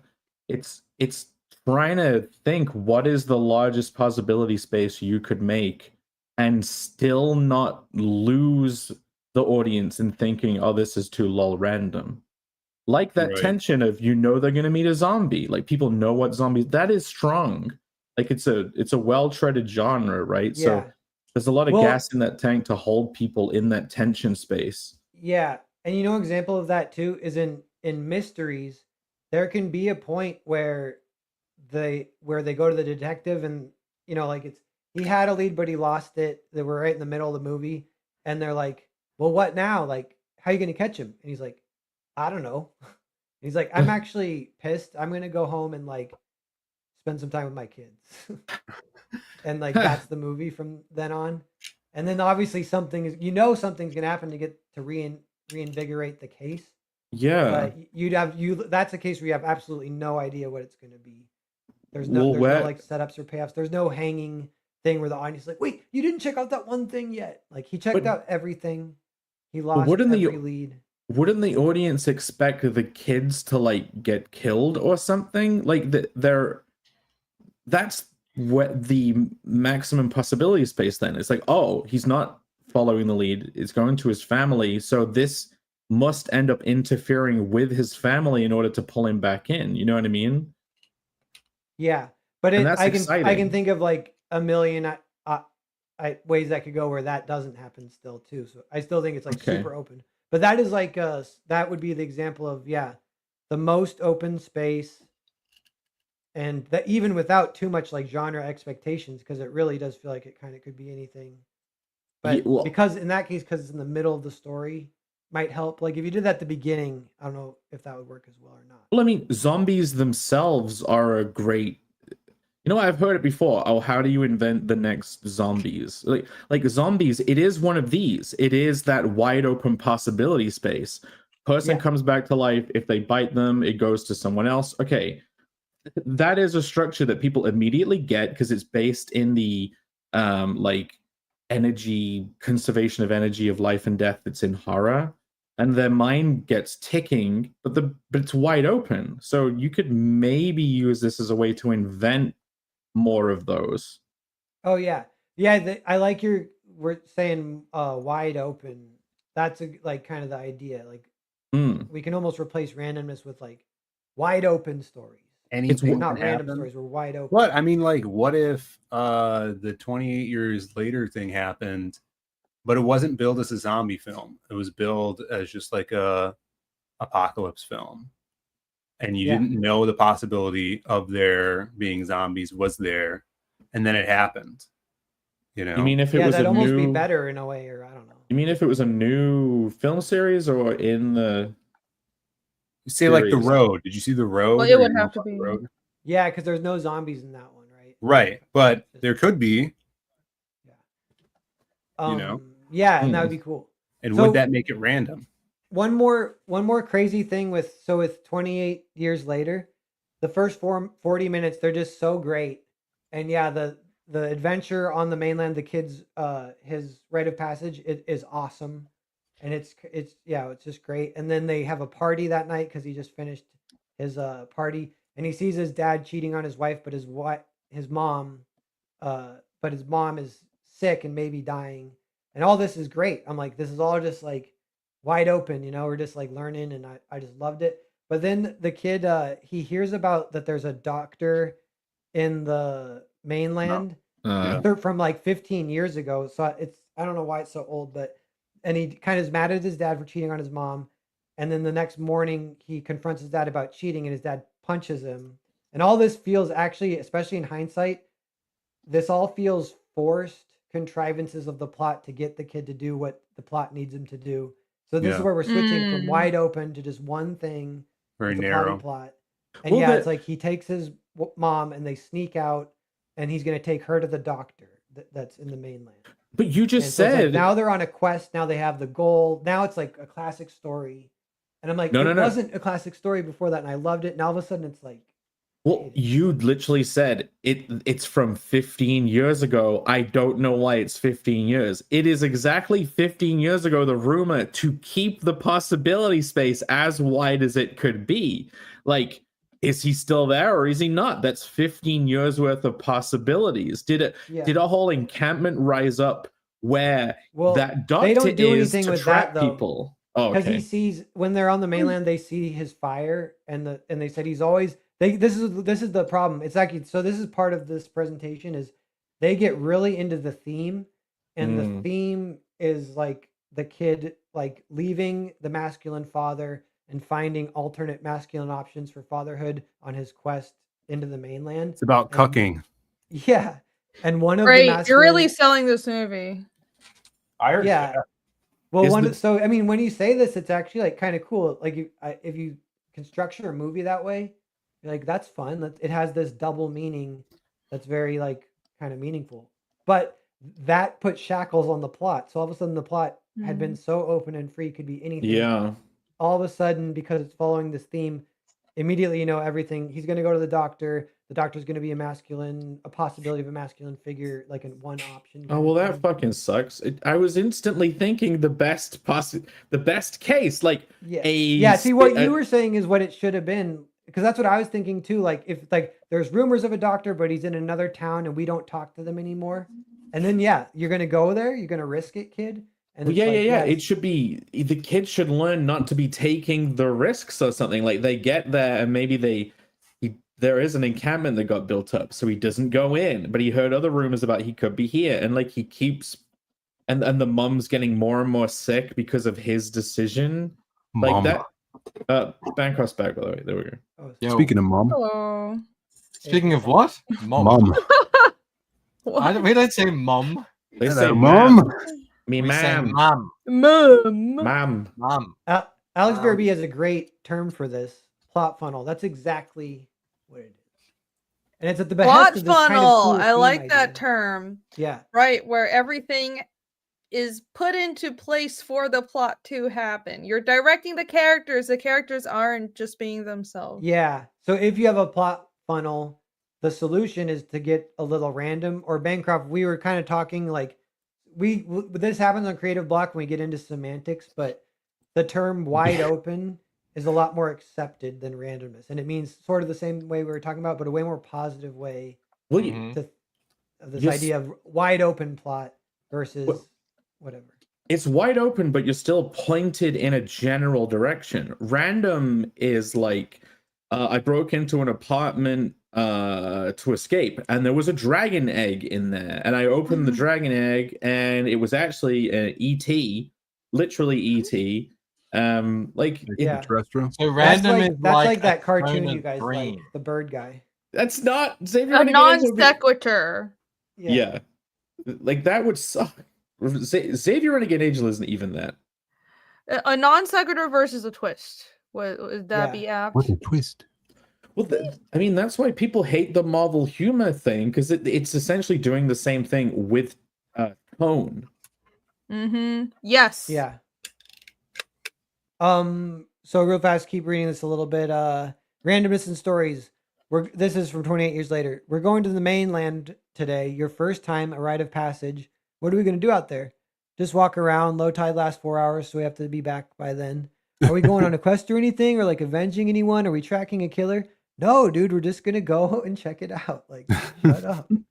Like that's like It openness. seems like those 40 minutes could have been used to set up a lot, and it was just wasted.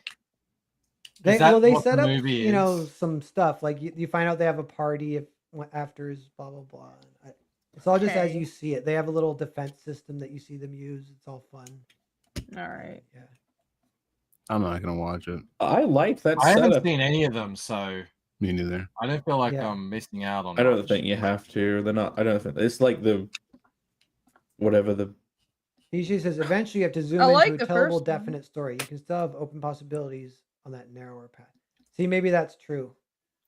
That's what I'm more curious about. Is if 28 years later could have, if it was just all like that, you know, open storytelling, no plot coming in. I'd be curious. You know, have you ever read American Gods by Gaiman? Yes. No. That one's a bit just like we're just going on a trip sort of thing. And yeah, they do. I guess, I guess because the guy is a god, it's like interesting. But other than that, there's no real purpose or anything. It's just this is happening. Yeah. See, I like that. Is it good then? I mean, it's well. I enjoyed it. Yeah, I think good. people like it, and they made a TV show or something out of it, so it must have some mass appeal. But I never went back to reread it or anything, and I don't really remember. But I just remember thinking, okay, this is just like a like a road trip movie. Yeah, it is. This is the other thing kind of coming up from this presentation is like it's almost its own genre. So if you're gonna do one of these wide open, quote unquote, random stories, road trips. There's plenty of them that work. Zombies are one of them. Zombies, road trips, post-apocalyptic, where it can be these open possibilities. Do you, and then yeah, it's not one of these other types. Michael, do you remember how the main character's girlfriend dies in American Gods? No. It's so she's cheating on him with his best friend, and they are driving and getting busy, and they get into a car accident, and she dies. Yeah, Maromi knows. So is it just a completely random car accident? Yeah. You see, that's what I'm saying. Like, you generally can't pull that off in stories because people don't like it. It's not satisfying. It's for the gag, and then I'm pretty sure just like everybody in his life just ends up dying, and then the gods come in, and Odin takes him on the road trip. Yeah, that is, I don't know, annoying. Whatever. Okay, so this one, I'm gonna go seek my fortune. See you later. Are you questing for something? No, I'm just leaving the comforts of home. But I'm sure you'll quickly find yourself an important quest with strong motivation and stakes and dedicate yourself to that, right? Honestly, I just want to leave the comforts of home and see what's out there. But you'll encounter your shadow. You'll grow and learn, won't you? Hey, I'm just trying to go on a little adventure. Leave me alone, dude. You're writing the next Connell side quest story. This is the setup for that episode when nothing happens. And the audience is pissed off by page 30. Yeah. But see, that was sort of the Seinfeld premise, wasn't it? Nothing happens, but then everything always ends up happening anyway. So neurotic. They said you can do anything, but to make that appealing, just start build in connectivity. As long as things start connecting when to they each figured other. that out, it was awesome. Yep. Yeah. Can theme be random? Is theme at odds with randomness? This is the one we were kind of talking about earlier, so we can go kind of fast over it, but it's like the theme in 28 Years Later created the plot funnel that was like ruining it. So in that case, like a little randomness, openness could have what is the theme in 28 Days Later? Is there it ends up being that the kid like leaves his father to kind of seek a new father on the mainland, a new masculine. Right. The patriarchy gets cucked. Parenthood and and all the because life doesn't have themes, and life is not random, but random things happen in life all the time, and it's not like your life doesn't have a theme to it. That's a purely narrative. I think our mental illnesses are the theme of our life. Well, people try to give their life meaning, and that's what the theme is. It's it's what does the story mean? So that's an interesting little point there. And I got like there's a reason why we tell stories, and the reason why we like writing them and we like reading them, and there's all sorts of different reasons. But it's not the same reason that you live life. I mean, we're all born. We don't ask to be born, and we all have to come with our own reasons to live. Live for me, Wyatt. Like a theme. I remember it. I think this maybe comes a little later, but I remember liking them when they can sometimes feel like a North Star that helps you know what's going to happen. But that can be a negative, just a little bit. That can be shackles. If you notice yourself as a writer writing for the theme or trying to inject theme into the the actual business of writing, then you're skirting like, what are you doing here? What are you writing a story, or are you like and that'll be kind of on the nose a lot of times. People will feel it right away. It should just come out as a sort of a meta understanding, but that it's sort of a like, what is consciousness? It is the what happens with the brain. Like, you don't actually like have to get into it and create it. It just is. Conclusion, randomness, points in the story where narrative drive ceases to rely on chain reaction, but therefore and instead becomes a roll of the dice, can be super relatable and addicting if utilized and amplified or applied efficiently. Stories with randomness have more of a feeling like they actually happened. Whereas theme can provide a guiding North Star for your plot, randomness throws all that out and laughs at it. Theme can provide shackles for your story, so randomness is a useful tool to break out of it, and a new backloaded theme can still emerge, which we were just kind of talking about a little bit with that. And that would be a scenario where it's almost best of both worlds.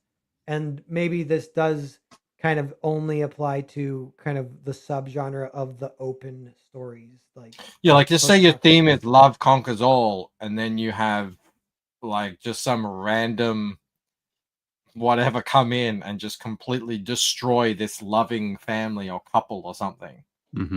Or like something that was built with love, and then it's just completely toppled because of whatever, which is kind of what Galactus is. Actually, Galactus is randomness. He just comes out of space to each a planet, and it doesn't matter what you've done. You know what it's like? It's like F your story, F your plan. Yeah, F your billions of untold stories, stories that have been told and untold stories to come. I'm hungry. I want some lunch. Yeah. But even then the theme becomes like coping in the face of reality's futility. Right? It's like my wife and family died in a car crash. It's like, okay, now that person has to put their life back together and learn to cope with it. Does a single story have multiple themes, or is it just one? Oh no, sure. It has I would say they have a mix. Well, and even for this example, so say your love conquers all theme, it's like you feel shackles on your story, so you have Galactus come in and murder everyone or whatever. And then you're like, okay, so now it's about coping with tragedy. And then you're like, well, story. A little bit too much of that, so I need something happy to happen. Yeah, you'd need the 30, 60, 10 of those things, though. Yeah. It couldn't be 50-50 down the middle. I don't know if you guys have these here, but we had these in the 80s and early 90s in Australia. We have this government body called the TAC, Traffic Accident Commission, or whatever. And they would make these short movies. Originally, they were like 10, 15-minute movies. And it was just like usually young people out having fun, partying, whatever. And it'd be like watching a little soap opera, but very well written, very engaging. And you get really attached. And then all of a sudden, bang, they just get hit by a car. And it was super graphic. And they're like screaming for their lives, and their blood gushing out. That's effective. It would go from this really cool, fun thing to just like, awful. And then you start to get you start to understand more what they are. So then you're watching them all have fun, and you're just sitting there with dread, and you don't know what's about to happen. And eventually they cut them down into little ads that they would play on television all the time. It was the only time I've ever seen like proper, absolute 100% subversion where they pull off the happy fun and then the sudden random tragic accident. They had those over here when I was a kid. They play them on TV too. I would fucking love them. They were so realistic. They're stuck in everyone's brains. Like I can still remember all the lines from them. Like this is the one where the woman, she hears the accident because it was about how most accidents happen close to home. Yeah. And she heard it from the house and she runs out and she sees it's her son. And she's just like, ah, she's running up. She's screaming, my boy, give me back my boy. He's like, he's on the road, dead in her arms. And that stuck with me so hard. People actually thought they were real. They were so realistically made. One of them, it's with the seatbelts thing. Like, these teenagers are like having a lot of fun and they get in a car crash and it's like everyone had their seatbelt on, but a guy in the back didn't, and he has blood on his face and it's like he's okay, but then the person he was in front of him, he fucking headbutted him to death, and Yeah. And it's like that is stuck in me every time when people are like, I don't need to put my seatbelt on. I'm in the back. I'm like, no. You're gonna kill that guy. You put your seatbelt on. Those sound like You'll effective become ads. the missile.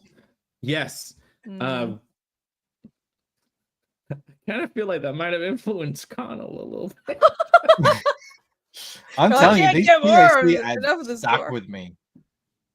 They were very That's all it takes entertaining, is though. good artists to create good propaganda. You change kids' lives. Yeah. Cool. I'll tell you, I always put my seatbelt on. Yes. They would tell other people to as well. Over here in high school, they would show that to the kids before like homecoming or prom, you know, when the kids would party and go to dances and stuff. And then it must have been homecoming.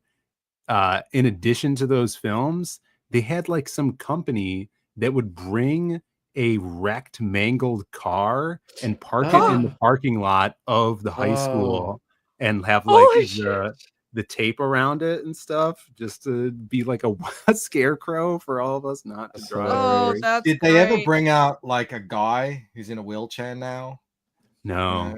I don't think we so. got a lot of that. Imagine like being the guy that actually guy. comes to school and he was like, Right. yeah, I wasn't wearing a seatbelt and you know, and now I'm a paraplegic and little do we know he's probably Oh. born that way. He just didn't have he has a gimp leg from birth, and that's how he gets money. He's never driven a car in his life. Like he's there and he's saying, but now I have a career. So if you guys want to be paid to go school to school, just get in a car accident. That was the thing. Someone in class was just like, "How do I get your job?" That was the irony. The people that would do it were usually really like cool people who were like, "Yeah, I'm happy. I'm in the freaking Paralympic basketball team. I'm doing all this and everything." That's shaping it's my like, life. you know, they're not going to bring like some guys like, in Taiwan, so people don't own cars like here, but when you get your scooter license, and I mean he's like, haha, scooters, baby bikes, but I mean they're very dangerous when you're weaving in and out of cars, and they're very deadly. So before you can get your license, you pass all the tests, and then they sit you down and show you like 30 minutes of just dash cam footage of cars hitting scooters and people going flying. And it's like it's just people flying and like spinning in the air. I remember when I can't forget it, the car hits the scooter and the guy is ejected straight up and just helicopters in the air above the car and then slams down on the car. I didn't even understand how the physics work, but that's you drive very carefully after seeing that. Yeah, when but someone goes it's to not work, it's not as good as the ads you guys mentioned. when you get a job in a factory, they should show you all those like China people getting mangled in machinery videos. Oh yeah. Yeah. It's the best. Yeah, so the last slide is this Mark Twain quote I found. He says, "Truth is stranger than fiction, but it is because fiction is obliged to stick to possibilities. Truth isn't." Obliged? What? Obliged. Have we obliged? Obliged. Just read the quote, Jake.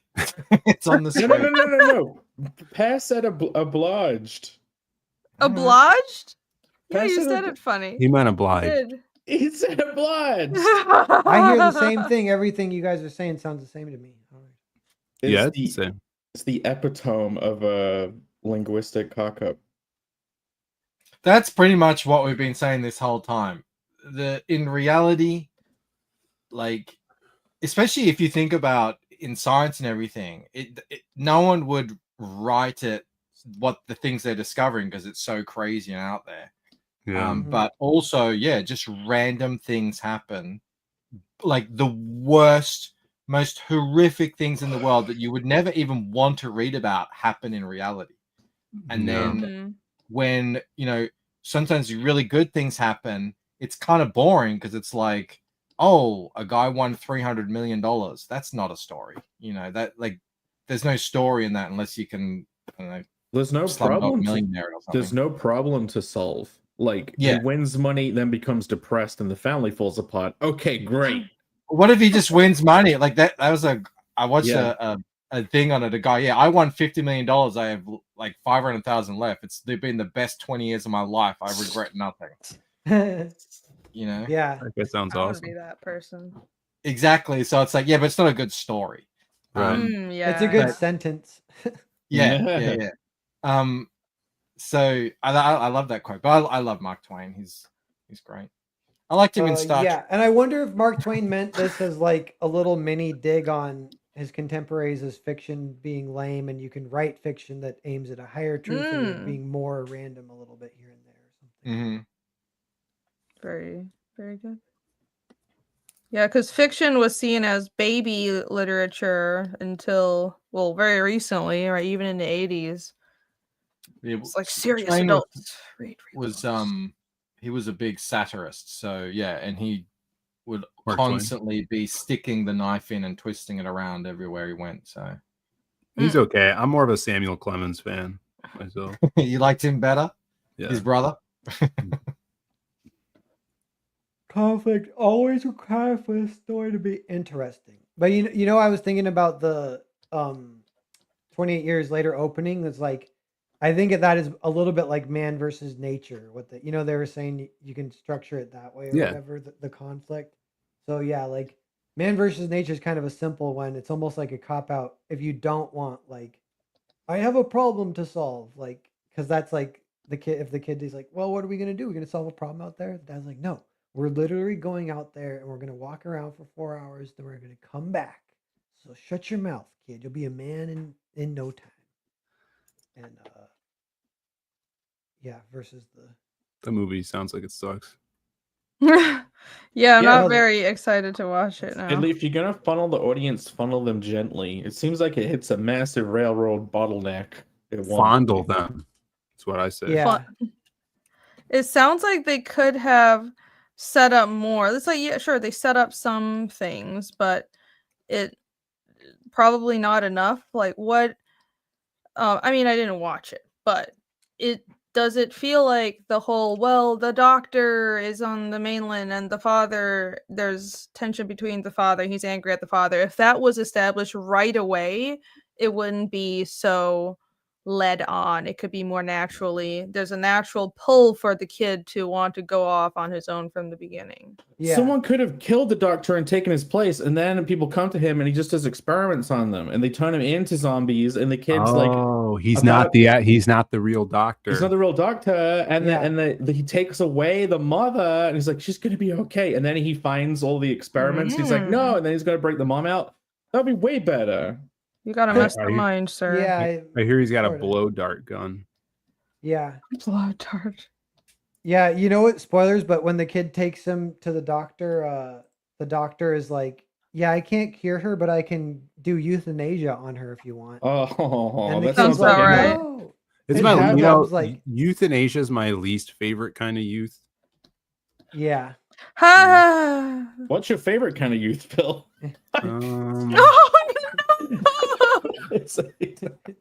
I mean, I'm from Chicago, you know. Huh? He likes being urban youth. Oh. I gotta run and get a snack. Just listening to you talk about have fun. That movie. What just happened? A snack, so you just played this video over us. Happy 4th of July. This is probably going to be the video. Happy 4th of July. 30 minutes in. Hopefully it's not on loop. That's what I'm hoping. Oh no, he ended it.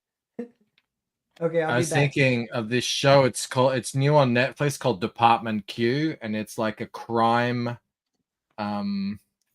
mystery thriller TV show. It's really good.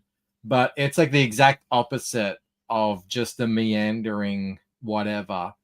It's got more working parts. It's like a freaking Swiss watch. And I was watching it just thinking, how on earth do you even write something like this? I'm talking hundreds of like working parts because it's a mystery and they're investigating. And then there's about 5 or 6 characters, and each of them have their own subplots connected to each other, and somehow it's still all working and going along. And by the end of it's like, gee, like it feels like you would need teams and teams of people just to freaking sort it all out into some kind of cohesive story. But it was actually really entertaining, and I'm not usually big on the crime stuff, but the characters are really good, so I recommend it. Department Q. It's a good thing. Good show. Cool. I feel like you could pull that off if you just write a story outright, then just go over it again, add a bit more connectivity over it. Is that how you do it? You got to kind of write from the end too, I imagine. Yeah, and go backwards, like, because you need all the clues. Yeah. I mean, there are even story writing tools. Like Phil has his World Forge and the thing where you could set up like a node system for how things are connected to. That's what it felt like. Yeah. Like freaking each node was connected to 20 other nodes that connected to 20 other nodes. And it was just going off like this crazy branch. And it's definitely a show you kind of had to pay attention to, because it just moves at this crazy fast pace. You know, and I was just blown away by how many subplots there were with different characters interacting with each other, and it all still working. It's kind of like a Sherlock Holmes type story. The way that it holds your attention through all this is the main character is very interesting and sort of, you know, unique. So like that's how they made it interesting and pulled it off. I think the actual story itself was very, because it's a British show, it was a very British cop kind of crime show, you know, where it's like someone got murdered and we have to figure it out, sort of thing. I love taking that approach to building worlds, to be honest. These characters are connected in this way. These know each other from this thing, but then like it eventually comes up and you hint towards it. Like somehow all of these characters from all across the world in every culture happen to know each other from college. Like everyone's linked somehow. I kind of like doing that. I think it's how you make your world feel more Springfield-y. Is that a thing to do? We're going to make this feel more Springfield-y. But no, Springfield didn't feel like Springfield until we'd already had seasons of, you know, stories on different characters. I think having characters, Seinfeld made of... characters being connected and it not being, there must be a delay. Yeah, sorry. That's stuff happening off screen, right? So story elements and connections happening off screen makes the world feel more believable. I think that's what it is.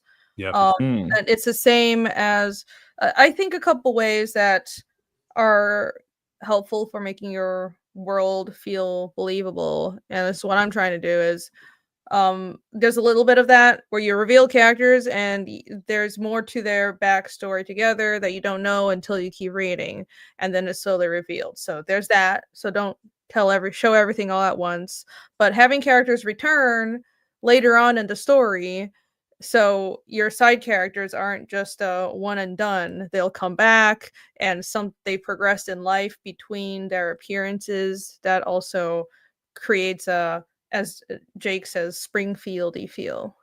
I like the term lived in, because when you start from scratch, you are kind of building it up out of nothing. And there are templates. I mean, we all know what a village is from the kind of olden times or whatever. So you can kind of go with that. But especially, you know, if you're the artist too, it's always a struggle to create that lived in look, which usually just means adding in more details, which usually are kind of random. I mean, you do accumulate things throughout life, and you sort of surround. Not very many people live in completely, you know, clinically sterile houses that look like most people have stuff everywhere, and so that's what you have to create as an artist in the world sometimes.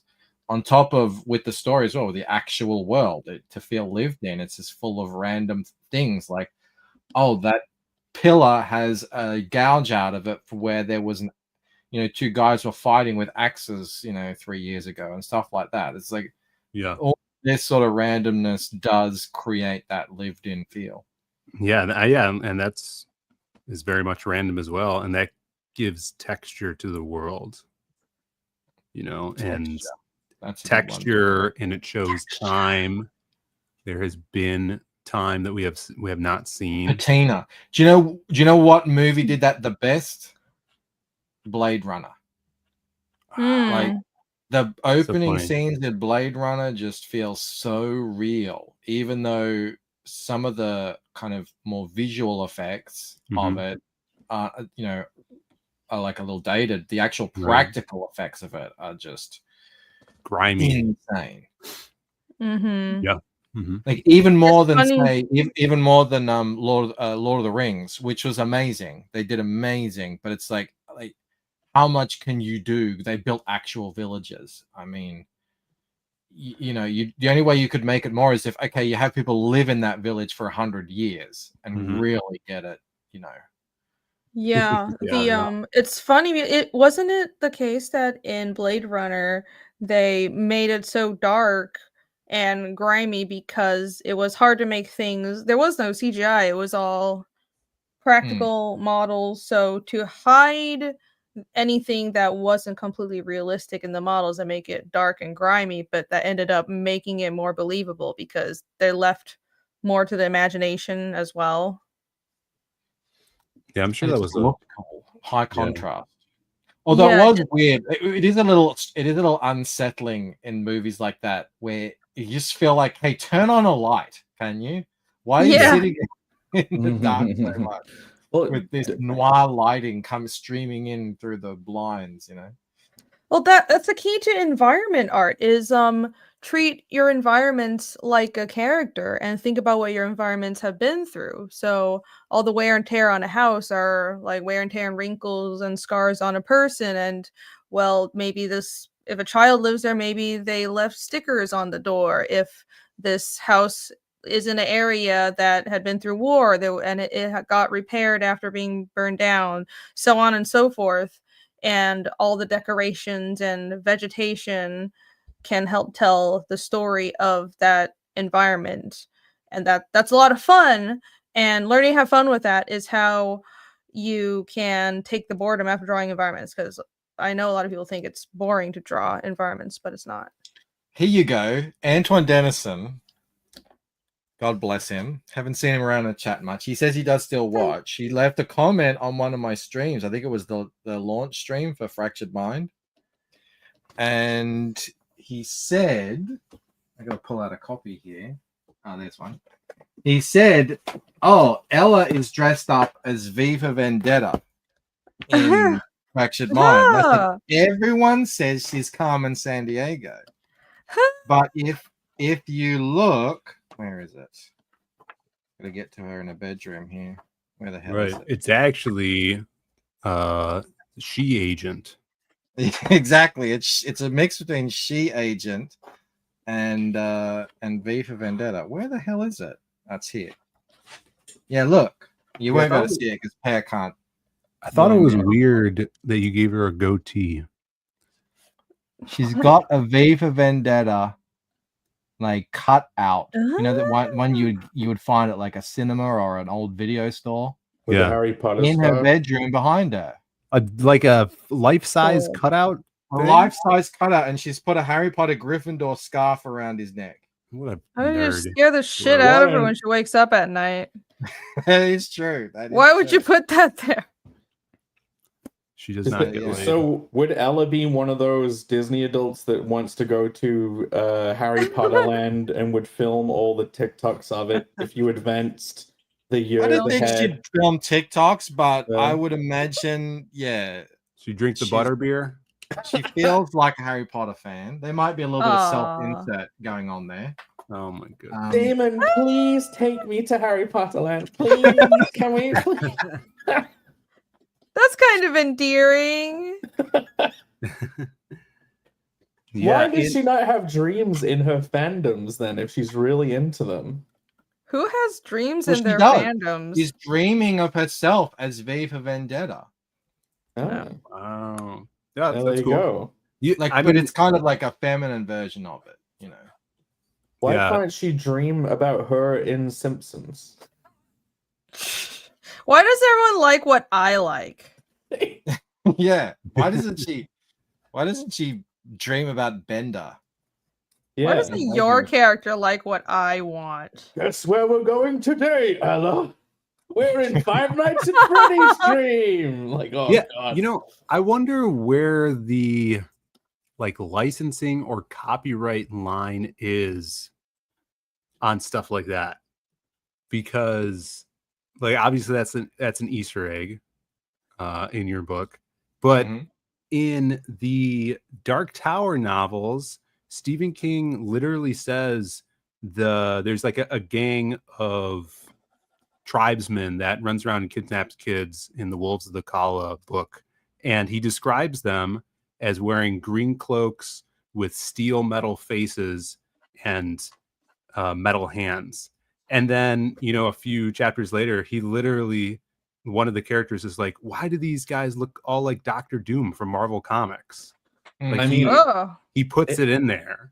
So it's a lot more generous than you think. Like, that's just a very generic description. Nothing wrong about that. Yeah. Then when it comes to character stuff, it's the specific design. Like, you can literally just put an extra ear. It's why there's so much. But this is a novel, and he said Doctor Doom, and he says Marvel Comics. The fact that he's giving credit is probably making it okay. Another reference he does is they throw these golden winged balls that explode, and they call them snitches. Wow. I genuinely don't think there's anything. It's so generous. People, it's funny because people in comics are like uniquely scared of copyright. Yeah.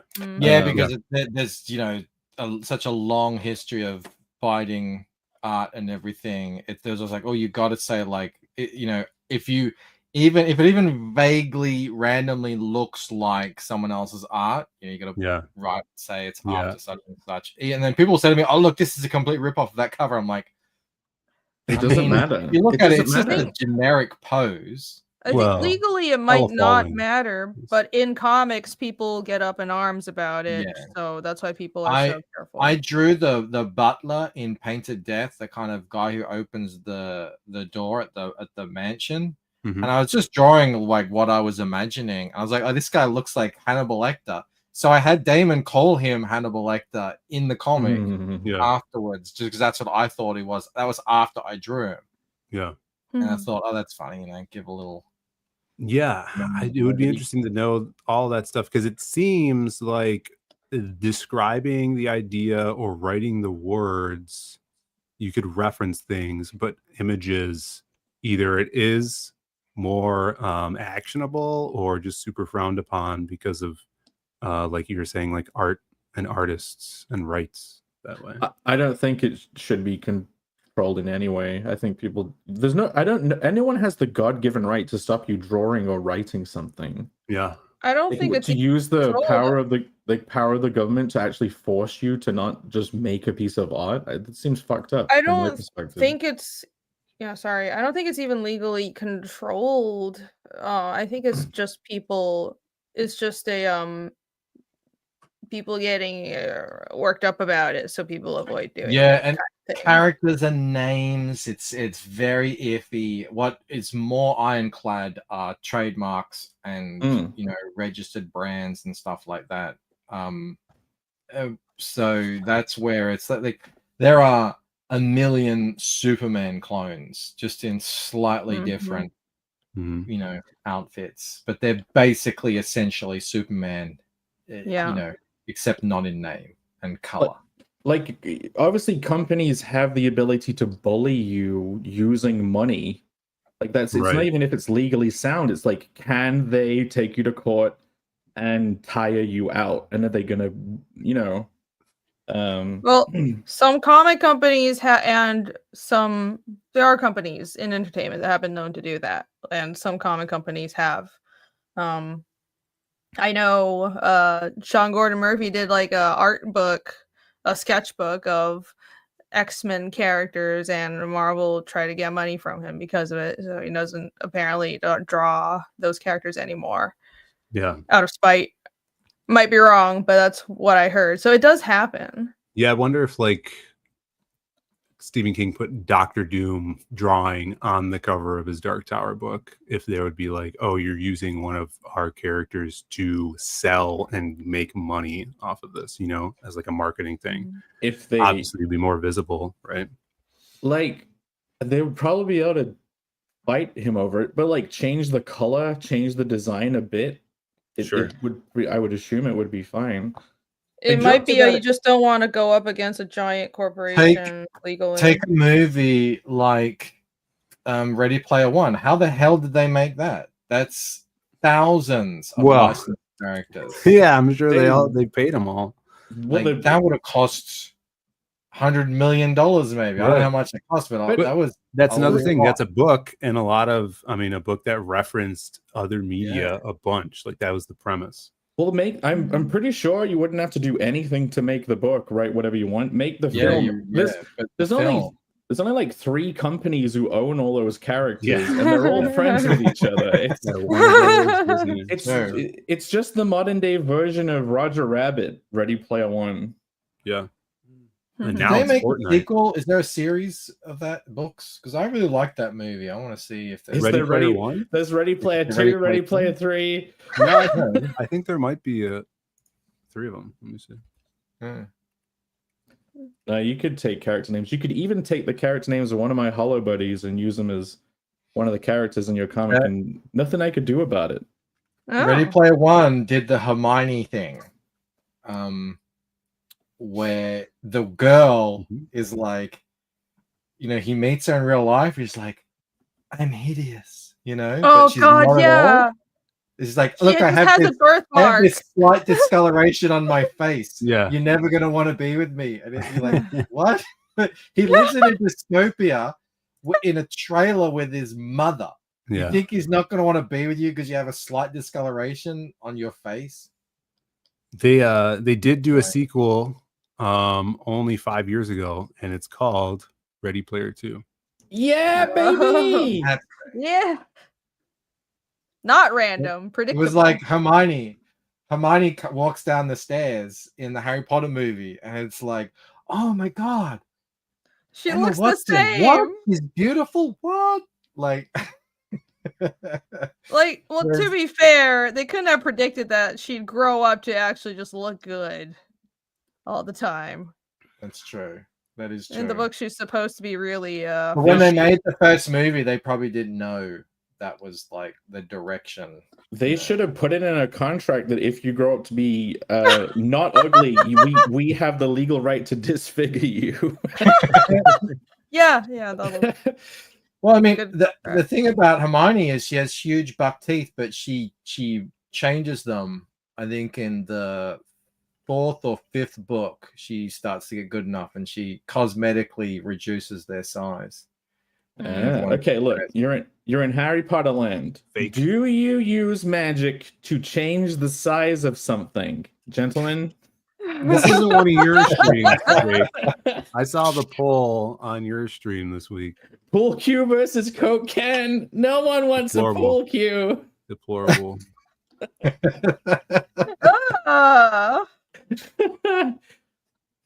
Hedgehog all the way, which is what Thingy is called. What is his name? Yes, she is a cheat. Hermione was a ginger. Was no soul. Was she?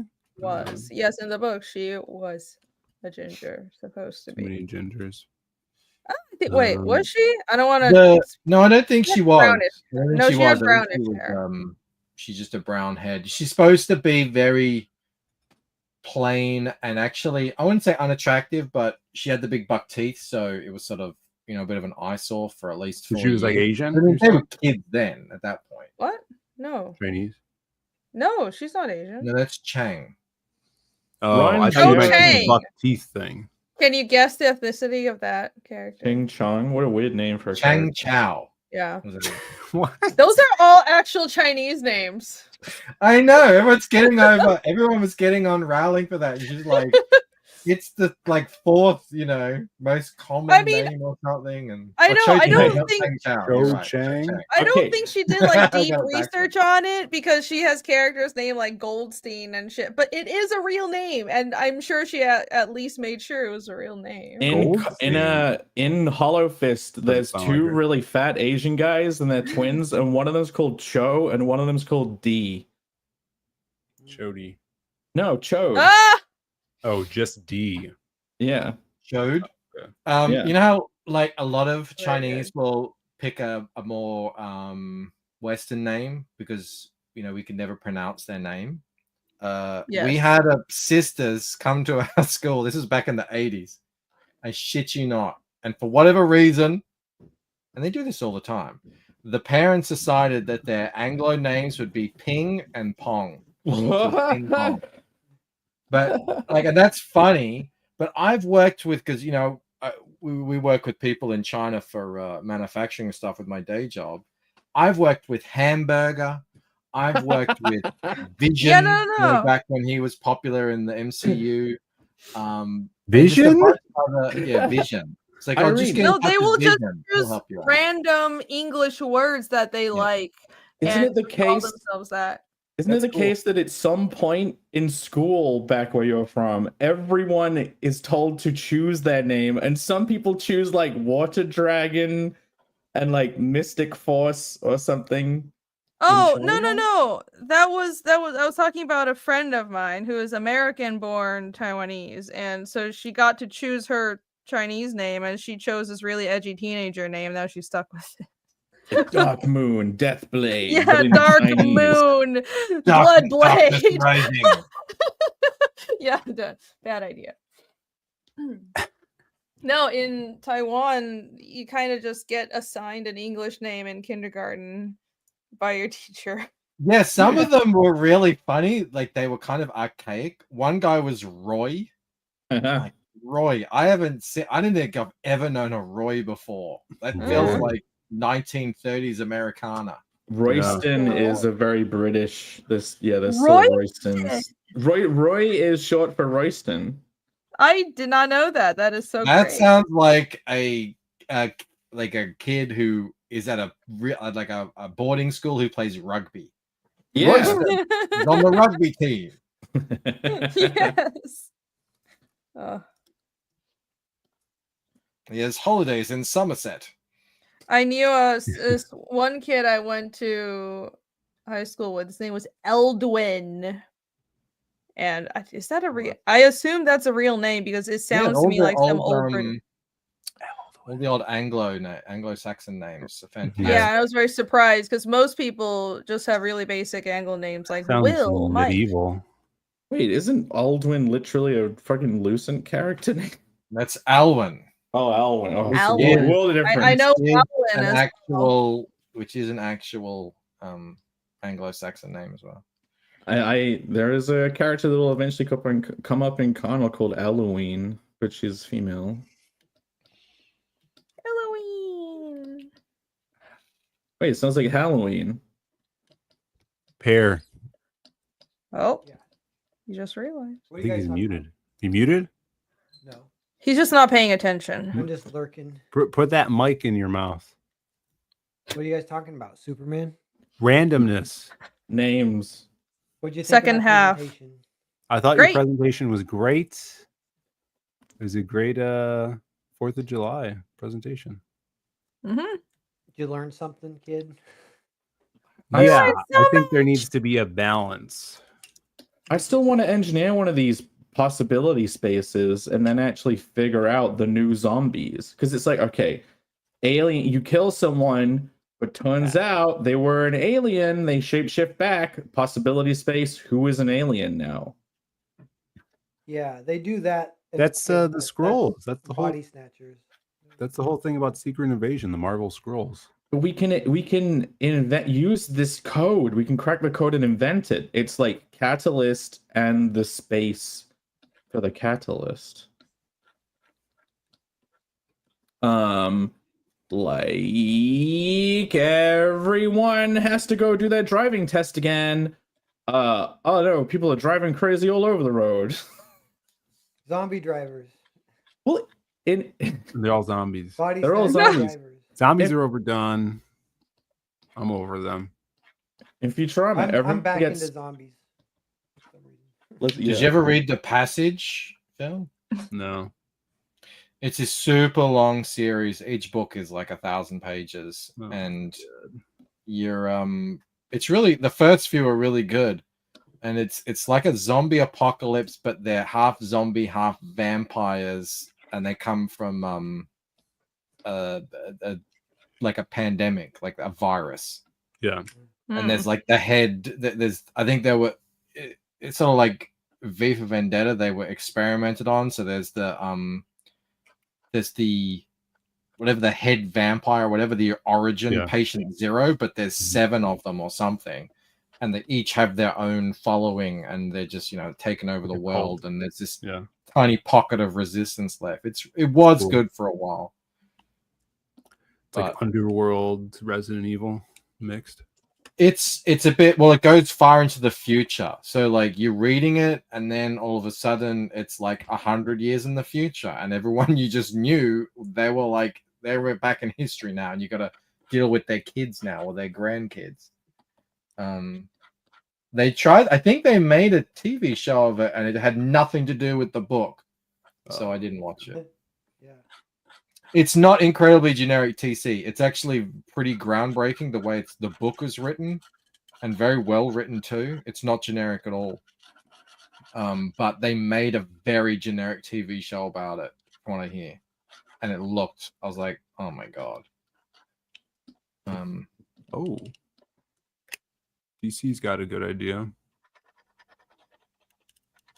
Dummy Mummy Apocalypse. So the mummies come out of the pyramids, and they're also dominatrixes, and if you give in to them, you also become a dummy mummy.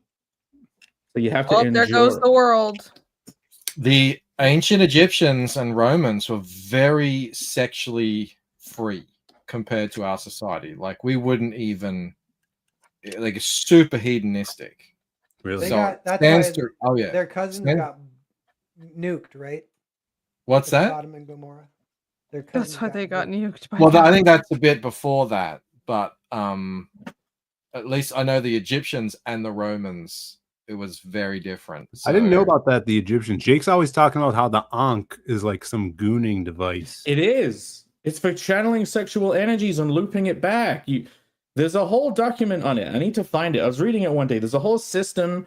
You put it in a certain place on your body whilst having sex, and then when you orgasm, you move it to like the lower part of your back.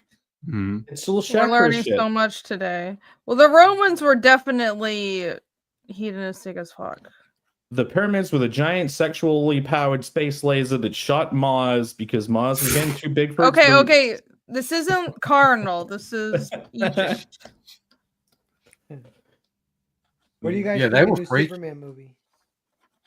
No one can hear you, Bear. Absolutely loved Very it. quiet. Loved every second of it, and can remember every word of the film verbatim. Use the Wait, mic. what movie? I'm excited for the Superman film because Metamorpho's in it. Everyone says, "What That's the it. fuck?" Yeah, me too. I'm excited. I think it's gonna be good. You know, the kid who plays Superman, he has a deep voice. That kind of helps. I don't think he's I a think his kid. voice is deeper He's than played by a Cavill. kid. Child Superman. Yeah, he's kind of more Superboy, but it's still good. I think he looks like Superman though. Yeah. Everyone's like really missing that other guy. But Have they Cavill.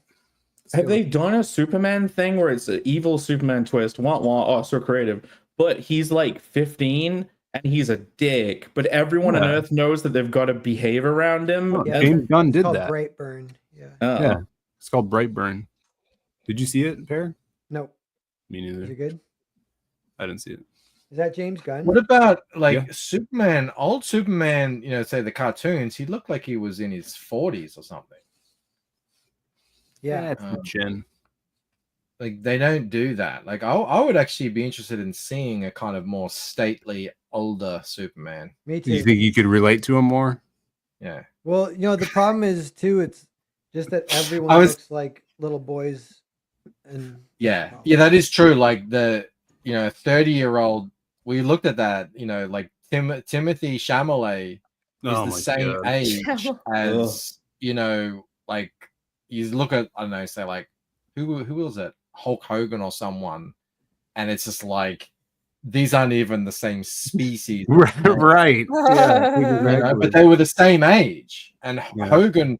It's like Hogan looked like he was 60 when he was 25, and he's still. I think Alex Jones was right about those frogs. Yeah. So No, it's something like that. It is. we are looking younger. That explains me. But not in a good way. Feels like, oh, look, I got this comic. And I'm like, I bought that from the news agency when I was a kid. Oh, yeah. Off the stand. And felt like, you old. Do you think they should make live action versions of the Bruce Timm DC characters, but they wear prosthetics to look like the proportions of those characters? Dick Tracy, where they're all like super weird looking. Physically modified people to look like that. No way. Comics legend. Reese is 24 years old when he played Superman. Get out of here. That's crazy. He was? Like this is, and you can see when they show the graphs of the declining testosterone in males over the decades, like that's that. Look at the videos from the 80s of the seniors in high school. They look 35. Yeah. We need to go back to hunting and gathering. We gotta go back. We gotta go back to Hunter Biden. Phil, Hunter gathering. What age have you pre-planned to start TRT? I don't know. You could get cleared for it. Like if you have good enough insurance, you just have to. I think it's all about your levels and age. So like if you're past, I don't know, 42, and you do have lower T levels, you could just get it from a doctor, and your insurance will pay for it. Do you not think we're like a bit safer without all the testosterone? I mean, we're at a safe level of libido right now. Yeah, do we need safety? Yeah, bring back getting Live on the edge. There's people out there that are not safe. All right. Can I share a screen, Pat? And they carry machetes in your neighborhood, Jake. What'd you say, Michael? Can you share my screen? So first I get the testosterone, then I get the machete, then I get the women. Okay, yeah, let's guess how old he is. Profit. He's 17. Henry has already kind of said it in the chat. Like, how old do you think he looks without looking at the chat? Man, 40. 56. 40? No, he looks in his 50s. 60, that gray he looks to me like he's in his 60s. Yeah, late 60s. That's what he looks like to me. If someone. Oh, what he looks like, not what I'm guessing he actually is. Okay. But Henry says he's 48 there. Oh. Which means he's like, I'm almost as old as him. Oh my goodness. It matches up. The similarities are compelling. Go, this is me. It's a Wilford. What a name for Brimley, and I want my telomeres back. I mean, I have gray in my beard. Yeah, but apparently the graying of the hair is not age; it is like stress and DNA deterioration. Yeah, I saw that video. I don't know if I believe that though. I see lots of tweets out there, and I don't know. No, I know people that were graying. I believe every tweet that comes on my timeline. The one with the hair falling out, and it's like, oh, it's not Thingo, it's your you just, and then you scroll down far enough, and they are selling a supplement. Like every Zach D. Williams film is true. My brother gray as teenagers. My brother has full gray hair, and he 100% believes I dye my hair. Yeah, how old is he? I'm just like, I'm sorry, you got dad's hair. That's just what it is. He was gray. I can't wait till I get more. Yeah, I was Phil, born with gray hair. You just decided to have less. Like, what happened? What was the ethos of the de-Wolverinifying of one's face? It was Heroes Con. I Everyone pointed and laughed Con. too much. No, I had to look for Heroes Con, so now it's a new. You were preparing for Heroes Con for a very long time then. Yeah. I know that was your standard look. Yeah, this is just it's like Ragnarok, you know? Oh, okay. like- It's past more like- Ragnarok now, huh? Yeah. More like Ragnarok. Oh. You guys, how old was Sean Connery in Doctor No? 12. This is the first James I'm Bond. gonna look at his wrinkles. 37. 32. I would say, based off what I can see, I would say that man is 53, but I'm gonna guess it's a lot younger. He has Yeah. the facial personality of a 37-year-old still. Look at his eyes. Yeah, he's got a lot of baked in Look at those lips. sunscreen. Look at those lips, Jake. Look at the lines, like here and here. Imagine what you could do with those lips, Jake. Look at those DSL. Yeah. Look at He's those puppy 32. dog. He's 32. Oh, I got that right. 32. 32. 32?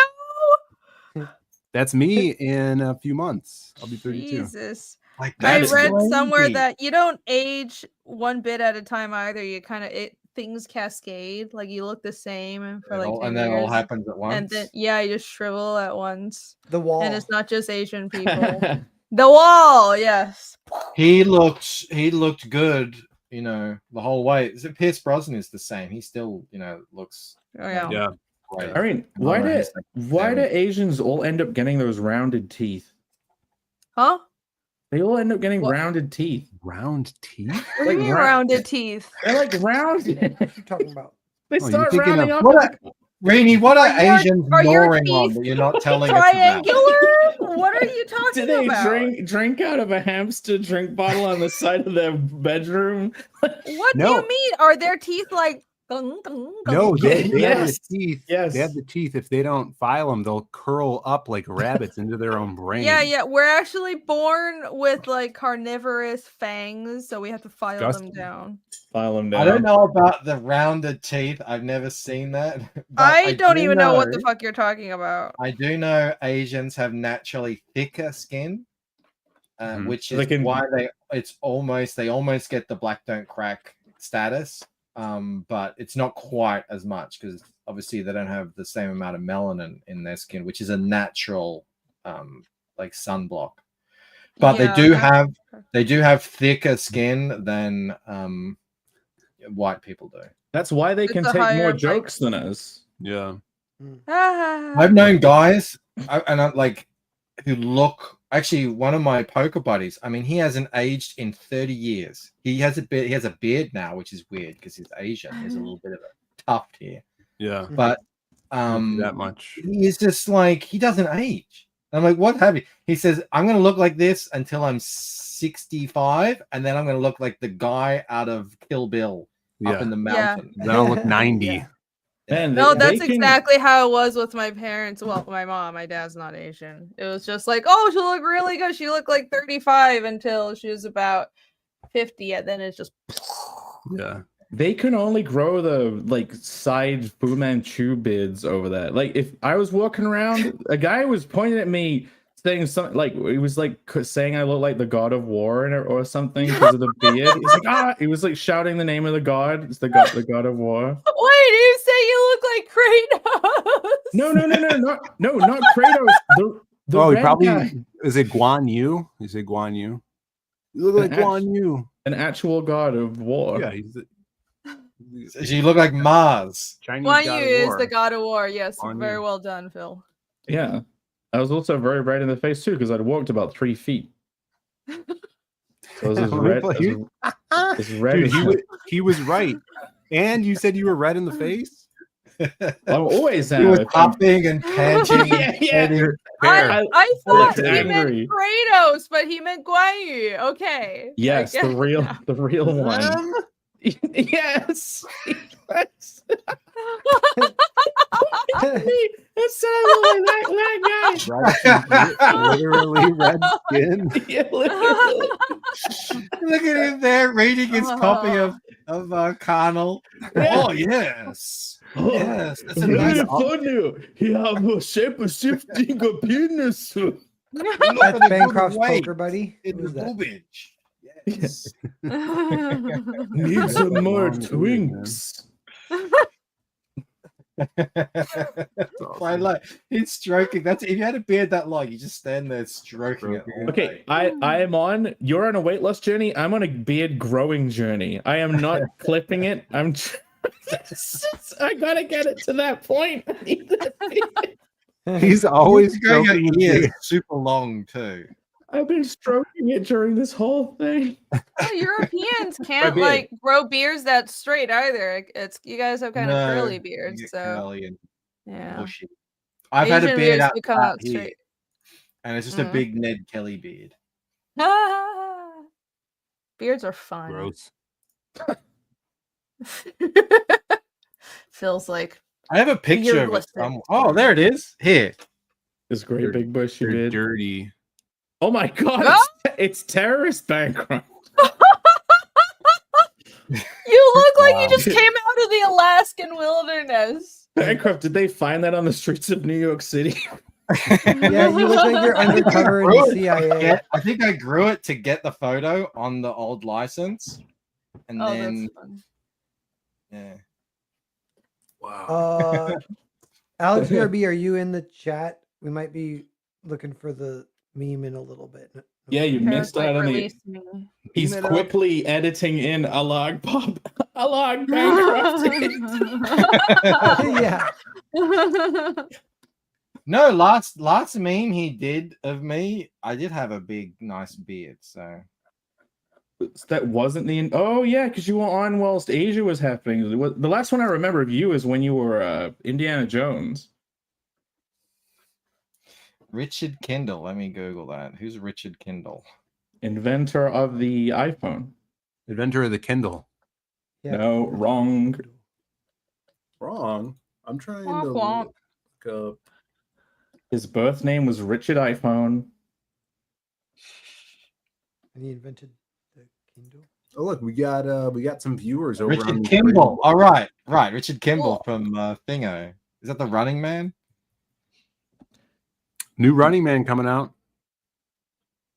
What's You the excited, run time? Michael? What's the run time, Phil? I don't know yet. 2 hours and some change, probably. Not enough Right. running. Are you gonna The see it? Fugitive. The Fugitive. Right. I'm getting completely confused here. Are you gonna see the Running Man remake, Michael? Yeah, I think so. I think I would. I really like the Running Man. And I feel like it's definitely a movie of its time. I watch it pretty regularly. I still love it, but it is Really? very dated.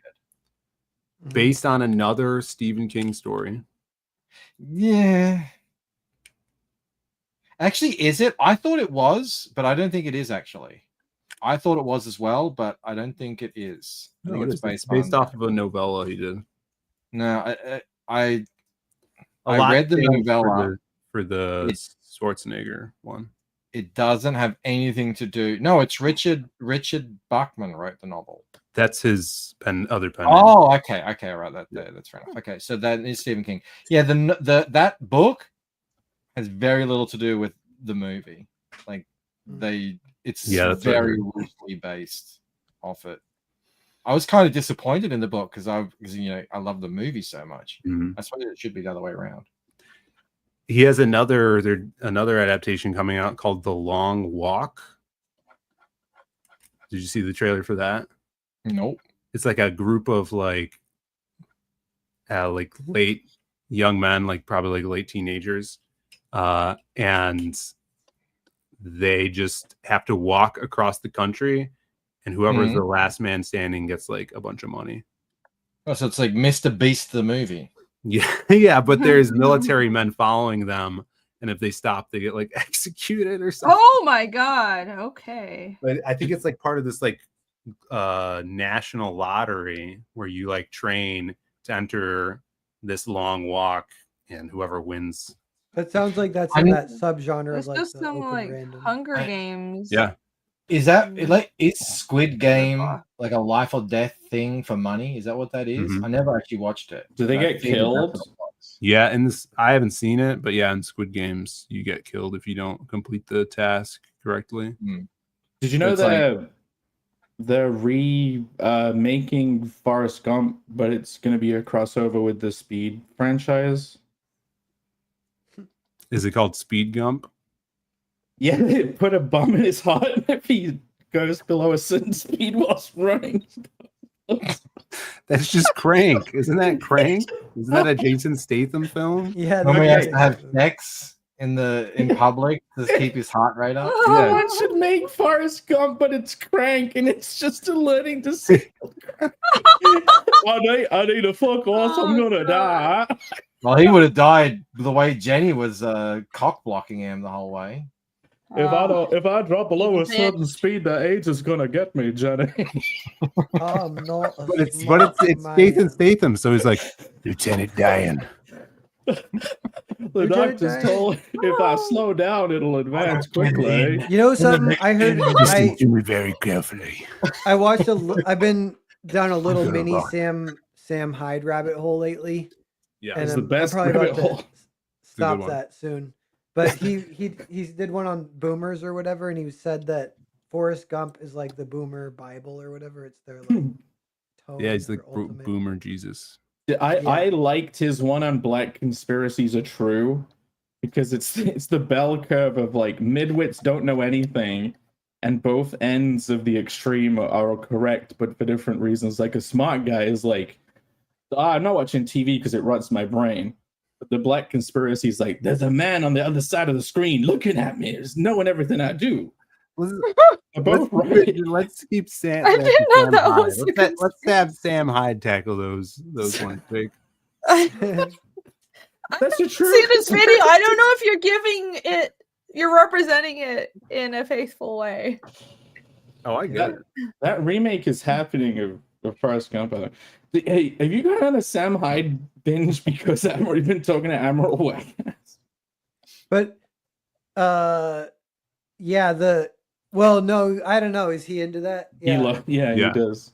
it's just how YouTube works. I clicked on one, and then it was a million. You others. watched the Elon Musk one, and now you have to watch every other one. Yeah, You gotta yeah. watch the his Hitler's right hand guy, Hitler's top. That guy. is a funny skit. Yeah, that's a little older now. That's funny though. Bill, I don't remember that one. Can you remind me verbatim of the entire script?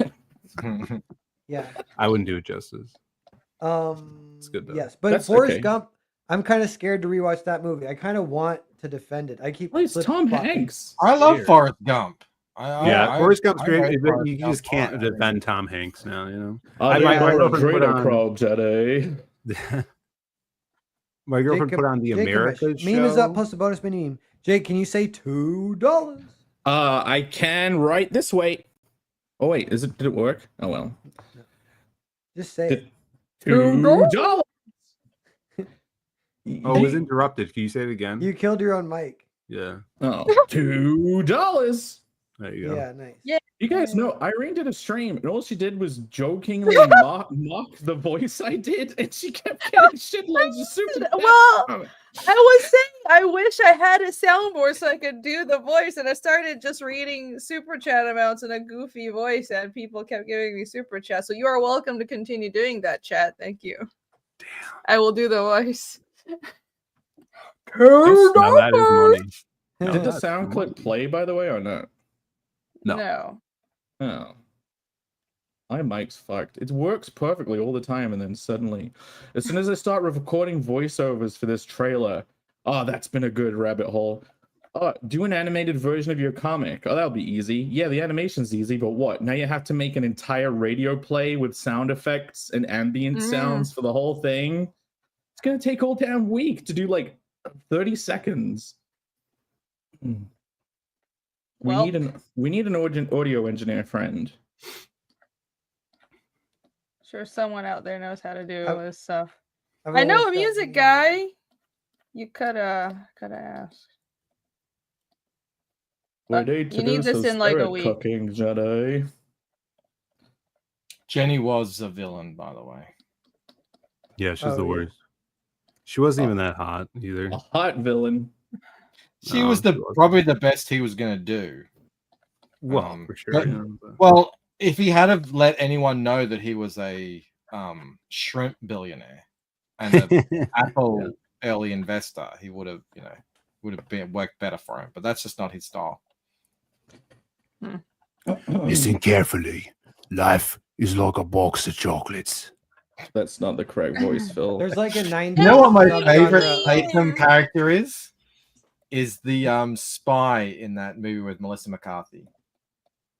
I've Have never you seen that? No, I Oh, refuse. dude, it's so funny. Oh. In that. The cover of it looks cringe. Why would you even let yourself go venture further than the poster for it?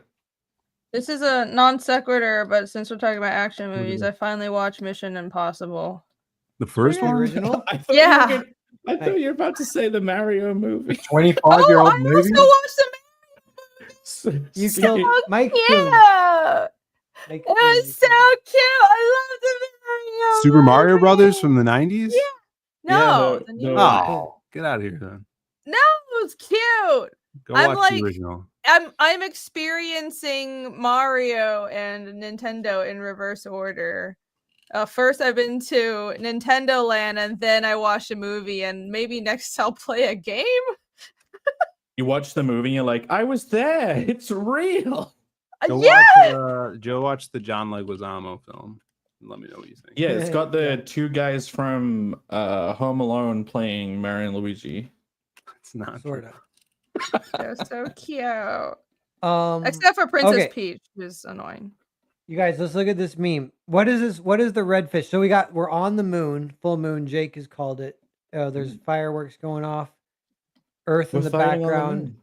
Red fish says Happy Red- Independence in That's Comics the red Day. herring. Yeah, the red herring. But Independent it's not. Day It's not comics. hairy enough. Yeah. But No. Okay. what- So the red herring. When What were a we talking dick, about red though. herrings? What was that quote? Sending. That's sending like a people- misleading thing, right? Red herring. Is it? Yeah. Yeah, we weren't talking about that. The red herring is a red herring. Yeah. We're Okay. playing Stratego? Is that what this is? Yeah. Okay. With enough no- peer pressure, I can No. do anything. Napoleon Bonaparte. nothing in the meme applies to anything that happened in the show because it's random. Ah, How Aw, meta. that cute little Napoleone. And Alex right now is going to say, "Fuck! I wish I did that." It's all actually. I like how connected. we're all in uniform and Jake is just.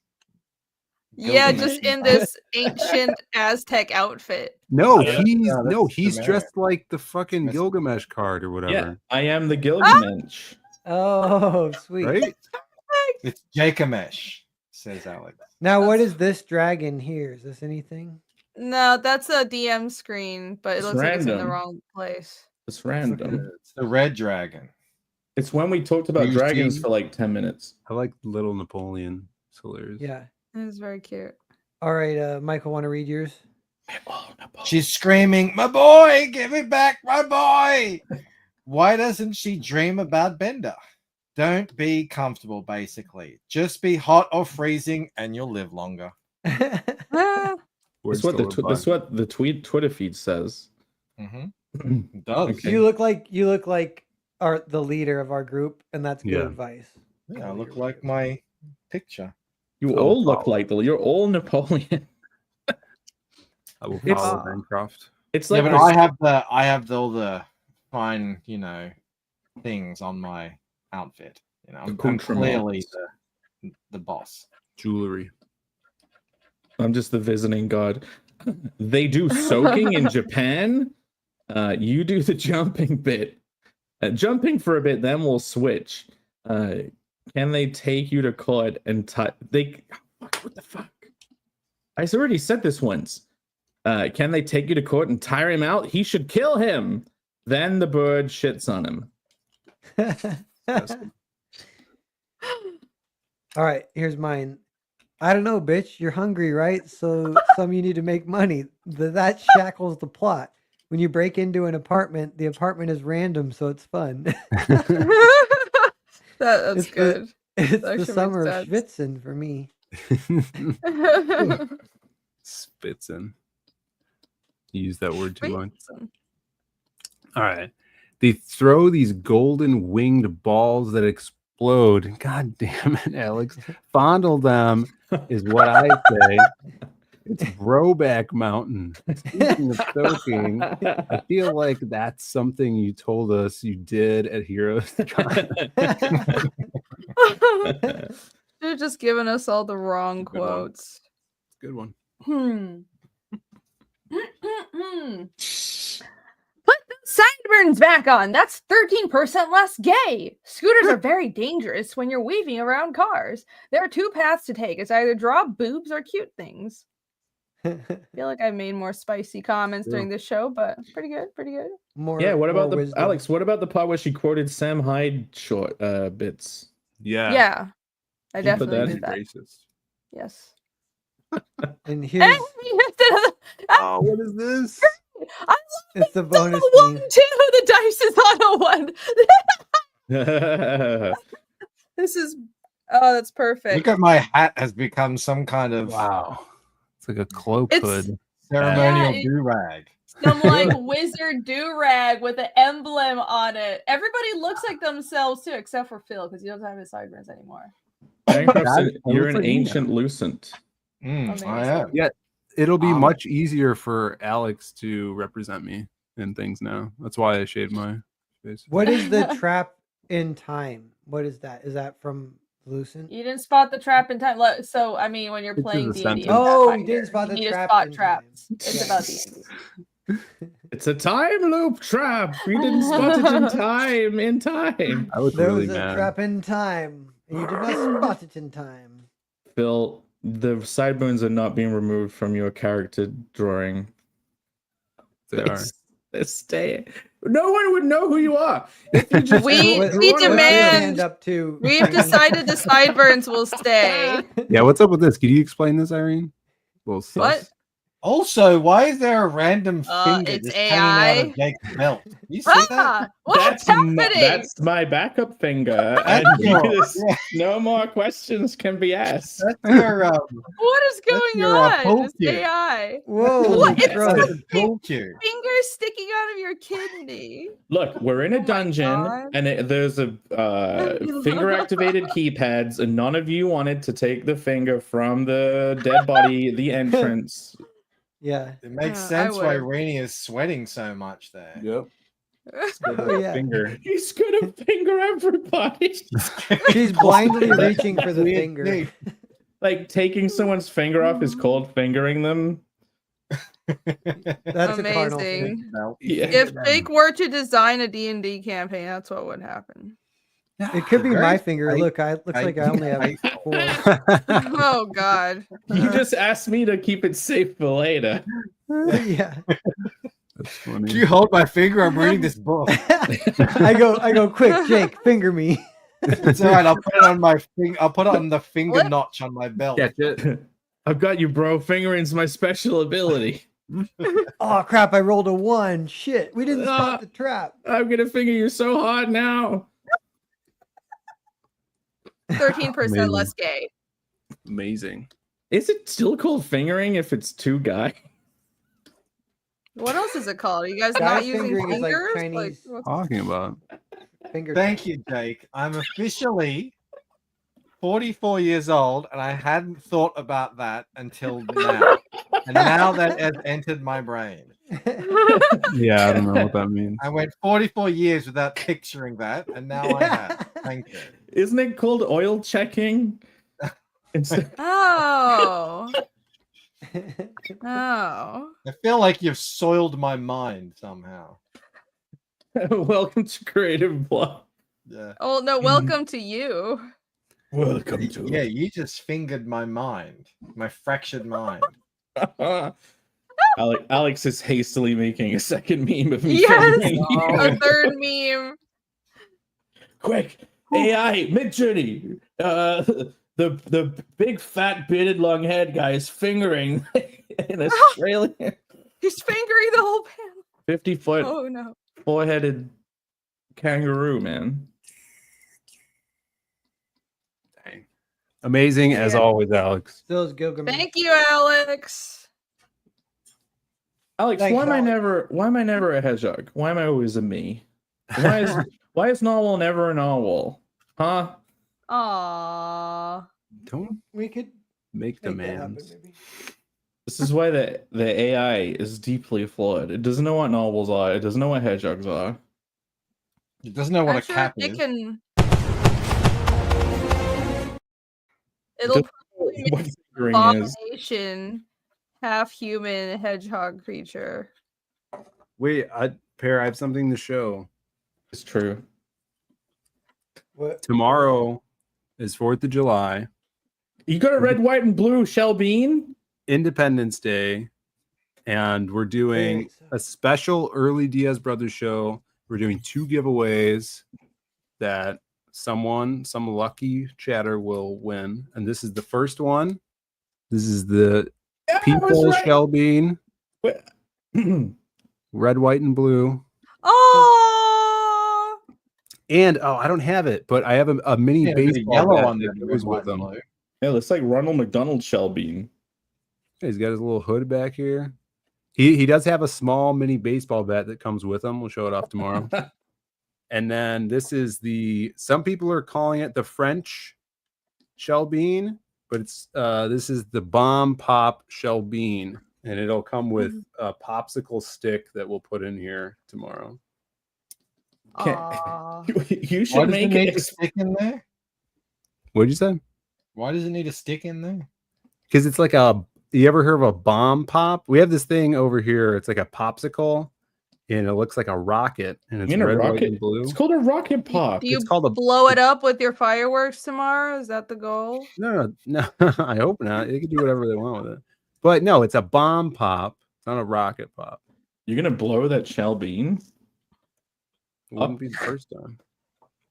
Jake's very uncensored today. Yeah, I think since he's It's left great. Asia, he's been Oh, where you have to be debaucherous. you have to be so restrained. Oh, I will walk around doing voices in public. That usually gets me in trouble. I don't think I did Asia voice. I didn't do Asia voice in Asia.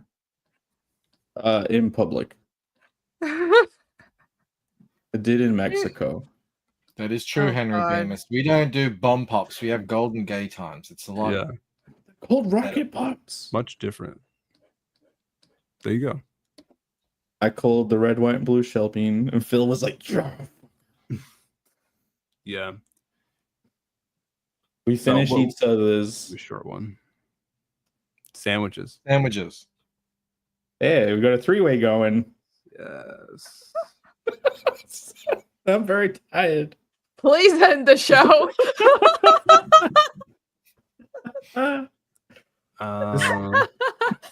Save us. Yeah.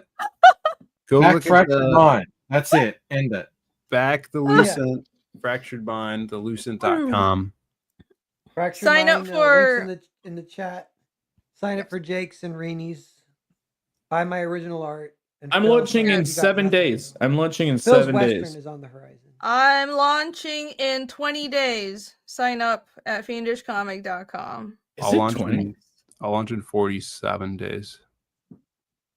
It's very specific. Magnifique. All right, I'm going to click the button, I think. I'll send you Okay. some of the All right. fireworks. Bye, guys. Go subscribe to the Peace. real channel. Yeah. You guys can still talk if you want. We're just going to enjoy some fireworks for a second. Talking. Happy 4th of July. No one answered if it is still fingering if it's guys. No one answered.